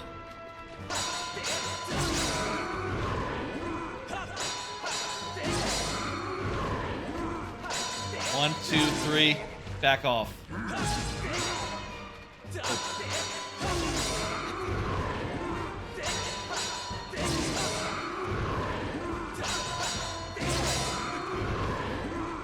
Need to get 2 hits there.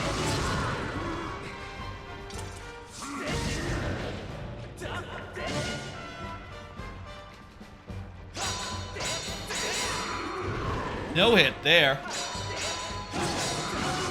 He blocks a spin slash, or it's not called that. Whatever that move is called, he blocks it, a spin attack. I feel like it might have had a new name in this one, since you have to perform it by doing a whole thing. Okay, 2nd phase, let's go. You need to block, block, block, block, and then go ham on him.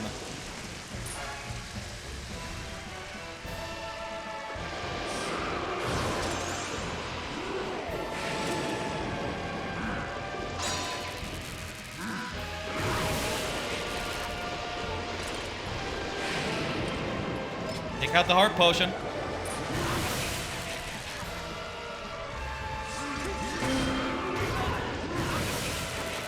3 blocks in a row there.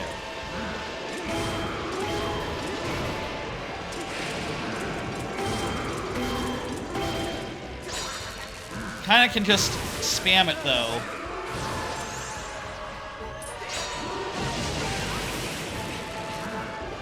Oh Jesus, it's come down to this. Fuck! I blocked the motherfucker, and then I hit his sword.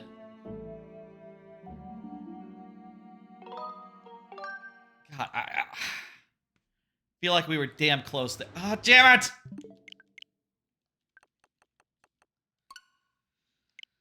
Excuse me for thinking that if I continued, I'd continue from the point where... I always think that. It just does not occur to me in the moment that...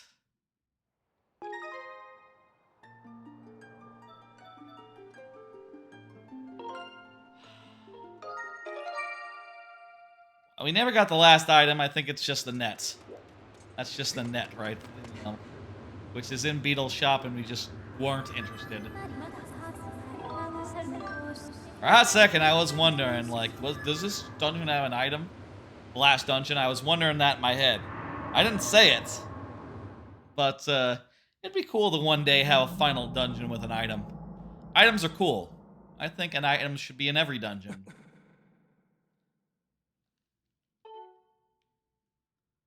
Okay.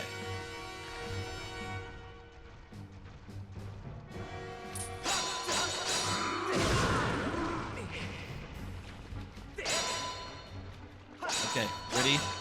Do my strategy. Sword, sword, jump out. Sword, sword, sword. Did sword. 3 is fine. Sword, sword, sword. Back out. Sword, sword, sword. Back out. Sword, sword, sword. Whoa. In that case, he didn't do a sword.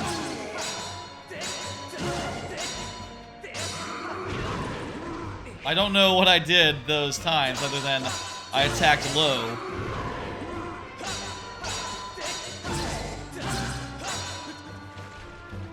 But it seems like there's a timing where you can just totally get him to not attack again. Pretty damn convenient. I don't have time to, I say I don't have time. This boss could... we could...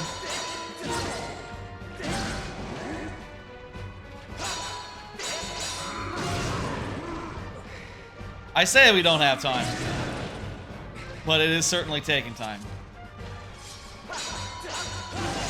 I want to finish this boss before we've gotten him down to a science.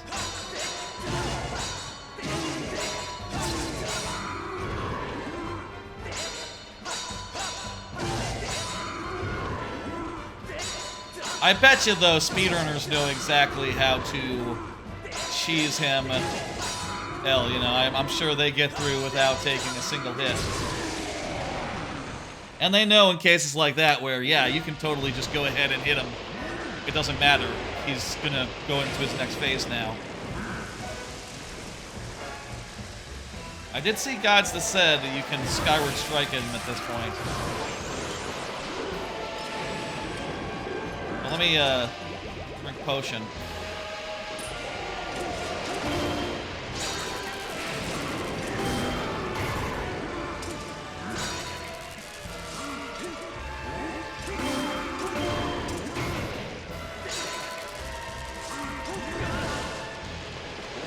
My shield broke. Fortunately, I have this one as well.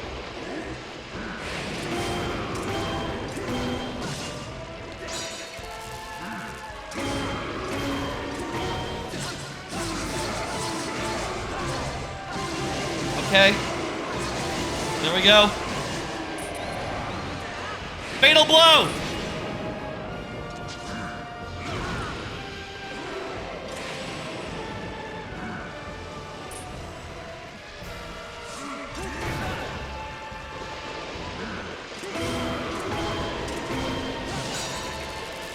Sometimes you can block out of that.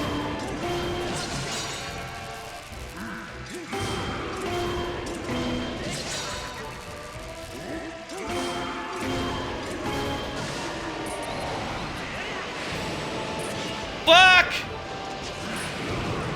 How come? Whoa! Oh! Okay, apparently the thunder can give you a Skyward Strike. Okay, that's what the walkthrough meant. That's what the thing meant. Oh, geez, that took too many tries. But we did it. Oh. That was a hard final boss fight, honestly. The first part, not really that hard, and more just a test of patience, but the second part really worked me repeatedly. Just really hard to find the chance to do that killing strike.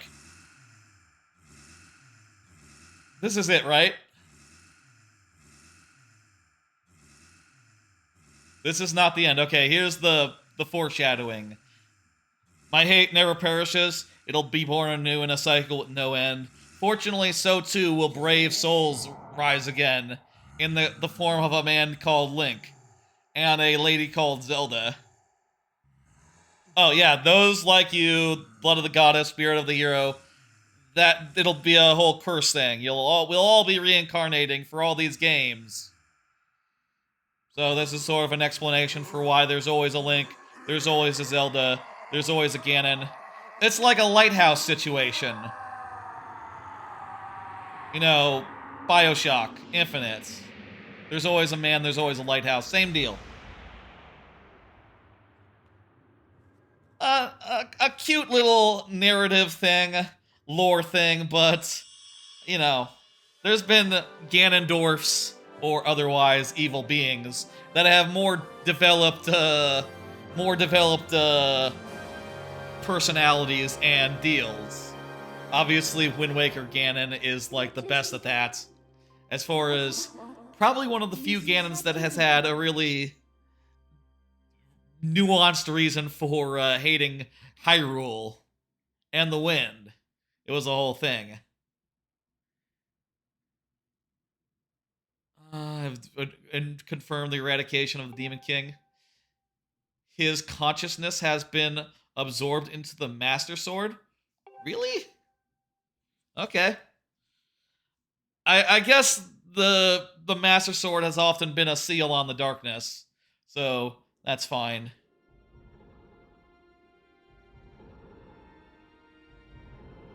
I mean, it will be in the future. This is the first time the Master Sword ever existed. We did it!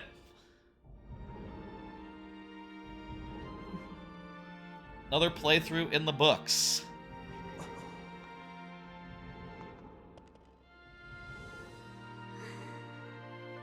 Link, thank you.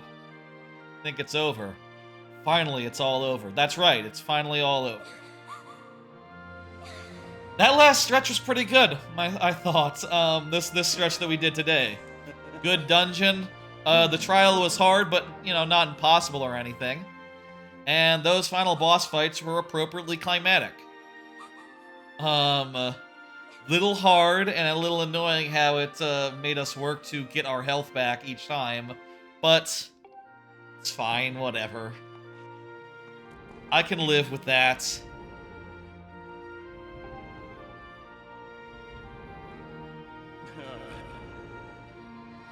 I think it's cool that Groose got a little bit of redemption in this part and also earlier on in the game. That is a fun thing to have for what is essentially just a gag character. I say a gag character. A funny character. The sword will never speak again. Oh, is the sword literally gonna say, I will never speak again? Don't expect me to speak in any of the other games. I'm going to seal my personality away. Also, Ganondorf will never again have a talking sword. The era of talking swords is over.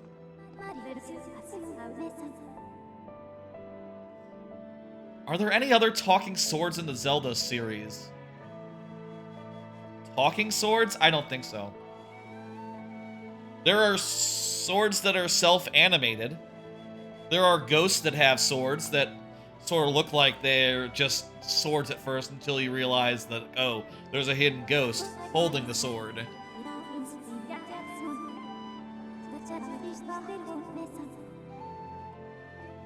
Enter a sleep without end. Okay, yeah, so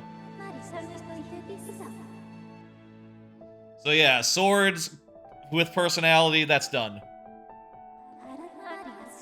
I understand in, like, isn't that what the Xenoblades are like that as well? It's a genre. There's anime, I'm sure, with the same deal. Lots of them, actually, come to think of it. I can think of a few. Where a weapon is a person and a person turns into a weapon. Or a weapon has a personality. Hell, 'Tis Time for Torture has that. A talking sword. There's different forms of it, I guess.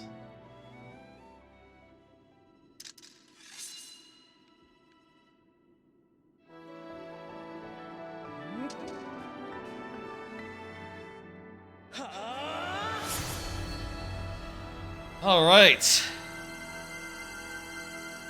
Now let's go home and see some credits.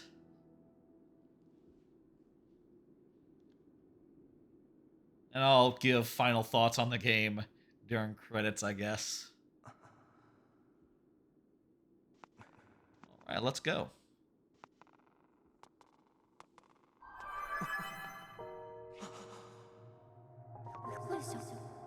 What's up?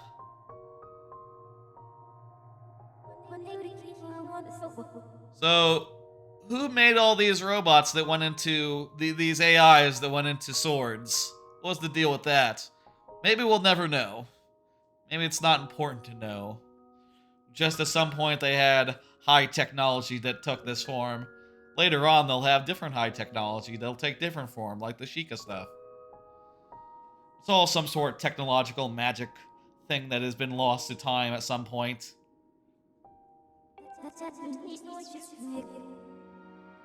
Fee has grown as a character and has gotten sentimental about this whole adventure of ours.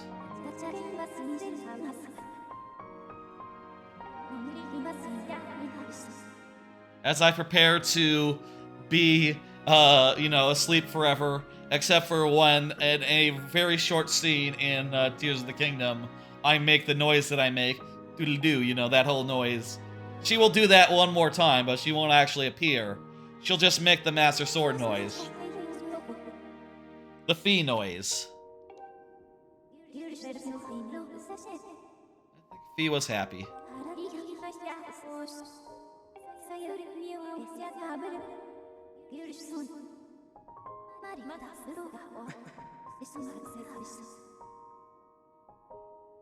Yeah. Good job out there, Sword.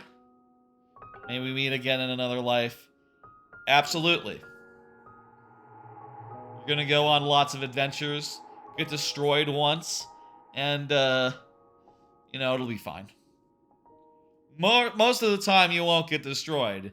You'll just get depowered up, because sometimes there's not, you have to have, like, saints or something. Not saints, what do they call them? They gotta have someone praying in the temple. The sages. You need sages to power up the sword. I guess that's the equivalent of dipping it into fire. In the world where the fires no longer exist, the sages fill that role.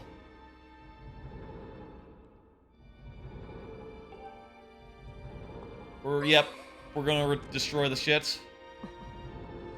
Oh, is this the point where they're gonna reveal that Impa, the old woman, is also Impa?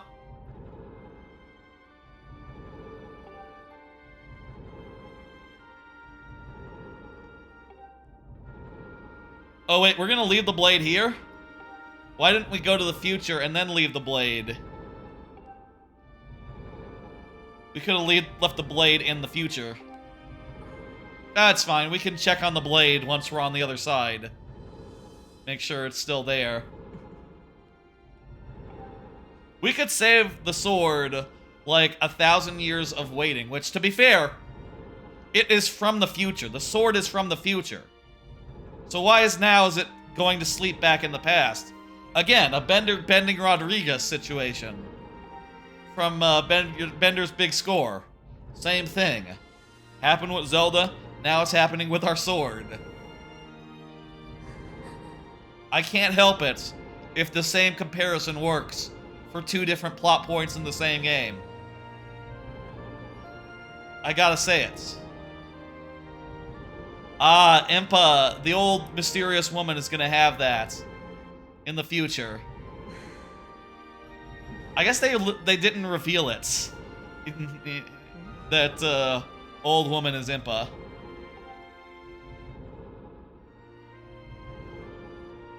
She's very tall and slender in the past. In the past. And in the future, not so much.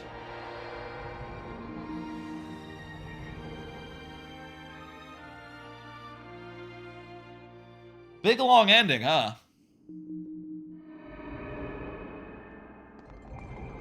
well, this game had a lot of writing in it on at various points, so they gotta wrap up the stuff. Alright, no more time travel. And hey, you were wondering who mysterious old woman is? She's gonna be like, hey, check it out. Like, you know, I got the bracelet. I don't know this woman. Oh, I'm sad. I don't know this woman.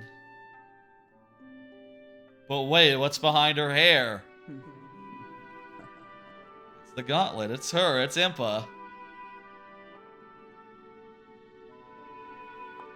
I guess I thought that after you went back to the past, that's when it was revealed, but it wasn't. That's a hell of an outfit, though. With like a huge hair spike. Instantly recognizable, I guess.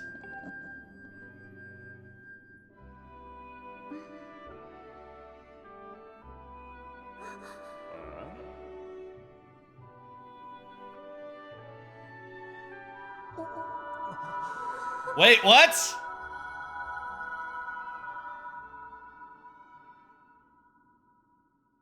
Was she like using magic to make herself live longer? She just Obi-Wan'd. I forgot that happened. What the fuck? Maybe she was a ghost. Maybe she was a ghost. I mean, the King of Hyrule did that once. Maybe Impa can do it too. Become a ghost to help out. I mean, no one else lives on land, so I guess it goes without saying it'd be dangerous to... If land is so dangerous to live on, old Impa would have trouble doing it. Long term. Unless she was a ghost eventually. No, that doesn't make sense. She had to be a human before she was a ghost. She had to be a human who was that old, living on Earth, on the land, before she was a ghost. Old ghost. But maybe that was like hundreds of years ago, so... You have to be a ghost to get this far into the present. There we go. That was definitely, that was definitely the ending. Long ending. I think that gets its own timestamp. The ending cutscene. And now we have credits. I think.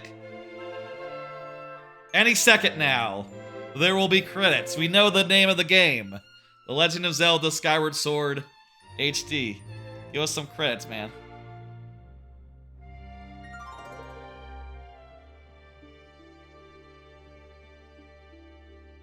Credits? Yes, yes. There's the credits. Anyway, this here is looking to be the end of this whole Skyward Sword replay. And HD. And in a way, it is also the end of a whole series of Zelda playthroughs. This started like last May with Wind Waker HD. And then I sort of alternated between that and StarCraft 2 campaigns. Doing StarCraft 2, Wings of Liberty, then Twilight Princess, then Heart of the Swarm, then this. Brings this whole series of playthroughs to a close. That said, I still have to do StarCraft 2, Legacy of the Void. That's the next playthrough. It's kind of still part of the same pattern, but on the other side. This will be the last HD Zelda I get the chance, HD remake Zelda, that exists. So the last one to replay, and the last one to do a playthrough of. And, you know, I'll say I basically, coming out of this, I basically do stand by my previous opinion. Oh, hang on, let me move. There's like some cute cutscenes right where I am. I can be more out of the way for those. My opinion overall on the three of those remains the same. I think Wind Waker is the best. I think Twilight Princess is a bit better for this, just for having a little less bloat And this one is, yeah, I'm afraid to say it, but definitely the worst 3D Zelda that there ever has been. But hey, you know, that's mostly because most 3D Zeldas are some of the best games ever out there. You know, there's almost not a bad one. You know, Twilight Princess and this are the only ones that are just pretty damn good. And with issues, you know. Great with issues. This one, maybe a bit too many issues. The bloat that defines Twilight Princess and this. And even to a certain extent, Wind Waker with its Triforce Hunt. It is most pronounced here, where there's an entire section of the game where you just go from area to area to area, no dungeon, no dungeon. And that is like a 4-hour chunk of the game. At least it was when I played it last week. And I hated it when I first played that part, and I still hate it to this day, but the dungeons for the most part are pretty good. Especially now in this version where you don't have to swing a Joy-Con around if you don't want to. The controls are not a problem. And it does have some damn good dungeons in it, like this one. This one's like the best one of the bunch, I'm pretty sure. What's the second best dungeon? That's a question. Second best dungeon would be the time ship, the ship. And it's kind of a toss-up for the rest of them, other than I would say the fifth one and the first one are not great. But the rest are sort of in the middle, just pretty good. Pretty good dungeons. I'm glad to have seen it all the way through for the first time since it first came out. And, you know, I think that, for the most part, it was enjoyable. Every section moved a little... other than the horrible big parts. You know what, I can just be here for this part of the stream. I don't have to move back to the place I was for the rest of it. Other than the one part where it got all bloated to hell, the pacing was actually fine. Honestly. Like, you did like a trial. In the first part, you did like a Adventure Time mission, then a dungeon. Adventure Time mission, dungeon. Adventure Time mission, dungeon. Then the second part, you did trial, adventuring thing. That was mostly combat and normal stuff anyway. And then dungeon. It's only in the last part does it sort of get off the rails. And for what it's worth, unlike Wind Waker, it does have a pretty good dungeon. A really good dungeon, in fact. Between the big bloat part and the finale. But I do think I hate that big bloat part worse than I hate, a lot more than I hate Wind Waker's Triforce Hunt. And I also do think I love Wind Waker a lot more in its entirety. For just in terms of like vibes and stuff. It is also a slow start, a little bit. This one in particular, but it's not as bad as Twilight Princess, I think, on that regard. It starts off okay. Anyway, reckon we might be nearly done with the credits. I don't know why on a playthrough like this I insist on going through the whole credits, but I don't know. It makes a good time to sit back and reflect on the game I just played. Goddamn, even at its worst, this style of 3D Zelda is good. And I hope that after Tears of the Kingdom, Breath of the Wild, they say they're not doing another game like either of those games. I hope they go back to something that's a little bit more like this, but also without the bloats. If they could manage to do dungeons that are cool, Adventure Time stuff that's cool, and not make you collect notes in the water, or do escort missions with robots, then they might have something that is up there with Ocarina, in that style, Ocarina, Majora, Wind Waker, while being in that same style, I'll say. Breath of the Wild and Tears of the Kingdom are absolutely up there, but they're almost an entirely different kind of game, so it's hard to really say that it's a fair comparison, you know, in terms of scope and breadth and like scope that you want to engage with. Both of those games are just phenomenal and have stuff that you want to do, such that I could never do either of those games as a full playthrough. It'd be the longest one ever, and also I've already done it. And I feel like, unfortunately, those games are games where you can always find more things to do with your current file rather than starting up a new one and starting from scratch. I would hate to lose all my battery, basically. Those guys are going off to explore the world. That's pretty cool. Skyloft is being put back on the ground, I guess. Though there is another Skyworld that eventually will be seen in Tears of the Kingdom, don't you know? I want to live here. Yes, we'll watch over the Triforce. What will Link do now?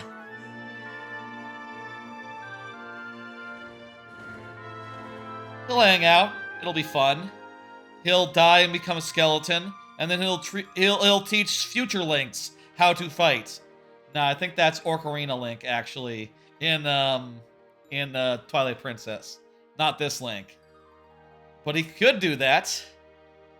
The end. Perfect. Well, folks. Well, folks.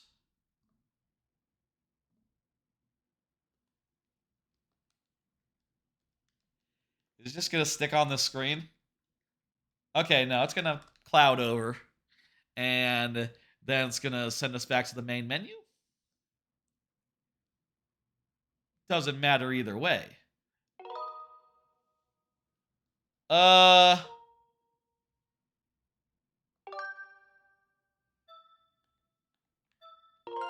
save that right here. But I probably will never do that. No, I don't see myself doing hero mode. Honestly, I don't think I've done hero mode on... I don't know that I've done hero mode. I maybe did the thing where you name yourself Zelda so you could understand what the people are saying in Wind Waker. Maybe I did it in Wind Waker once. I don't know. But, definitely not going to say, go hero mode right now. Well, folks, that was a stream. A regular length playthrough stream. I will say I'll be taking next week off from playthrough streams on account of that's just how I tend to do things. But also, hey, next weekend is going to be Banjo-Tooie on Sunday, so next week is going to have 2 streams in it, nonetheless. The week after next week, though, I'll be starting up StarCraft 2 Legacy of the Void. I reckon that might take around 3 or 4 streams. The previous campaigns have taken stop doing a thing, game. The previous streams have taken 4 streams, but the streams of Heart of the Swarm are like 2 hours long on average, so I think I could maybe go 3 or 4 hours and do it in 3, and that would clear me up just in time for my big move that's coming up, where I'm going to move from one apartment to a bigger one that is nicer and less close to loud things that keep me up at night and irritate me to no end. It's gonna be good. It's gonna be good. I'll be back on Friday with viewer levels at 6 p.m. Central, and then on the Sunday, this Sunday, the date is there as well, if you can look at that. On Sunday, I'll be back. I'll be doing Banjo-Tooie all in one go. I expect that stream to be about 10, 11 hours. We'll see. That'll be fun. Look for me then. I'll also have Legacy of the Void 2 weeks from now. So if you're in the neighborhood 2 weeks from now, that'd be fun. Stop by. Let's go ahead and do a tiny little raid here. I don't know who's online. Milo is. Tension 0. Birdie V. Conquer's Bad Fur Day. Ooh, Conquer's Bad Fur Day. That's a fun thing to raid into. me see if I could... Yeah. No, can't do that. I guess Birdie V doesn't allow raids anymore. Sad. Um... I'm not sure what... I'm not sure what Intention Zero is playing, but I'm gonna send you over there. That's fine. Intention Zero is a cool dude. And, yeah. It's a little after midnight. Good time to end a stream, I think. I am pretty certain. I'm gonna pull that up on my phone so I can watch the raid go on. And then I'm going to, end the stream. That's how this is gonna work. Oh, yep, sorry. Come on. There I am. I needed to grab my mouse. I didn't have my mouse on me. Thank y'all for joining me, for watching me finish this game. It's been a hell of a thing. I still probably think it's 3 out of 5 is a perfectly fine review score for it, I will say. It's somewhere in the middle between a 3 and a 4, though. So, it has good parts, but also, man, the slog in the middle and between some of the dungeons is really bad. But the parts that are good are really good, though, so kind of evens out and becomes somewhat of a wash. I'll be back on Friday with viewer levels, Sunday with Banjo-Tooie, and then in 2 weeks from now, StarCraft 2 Legacy of the Void. I'll see you on Friday, folks. Y'all have a good one. Bye.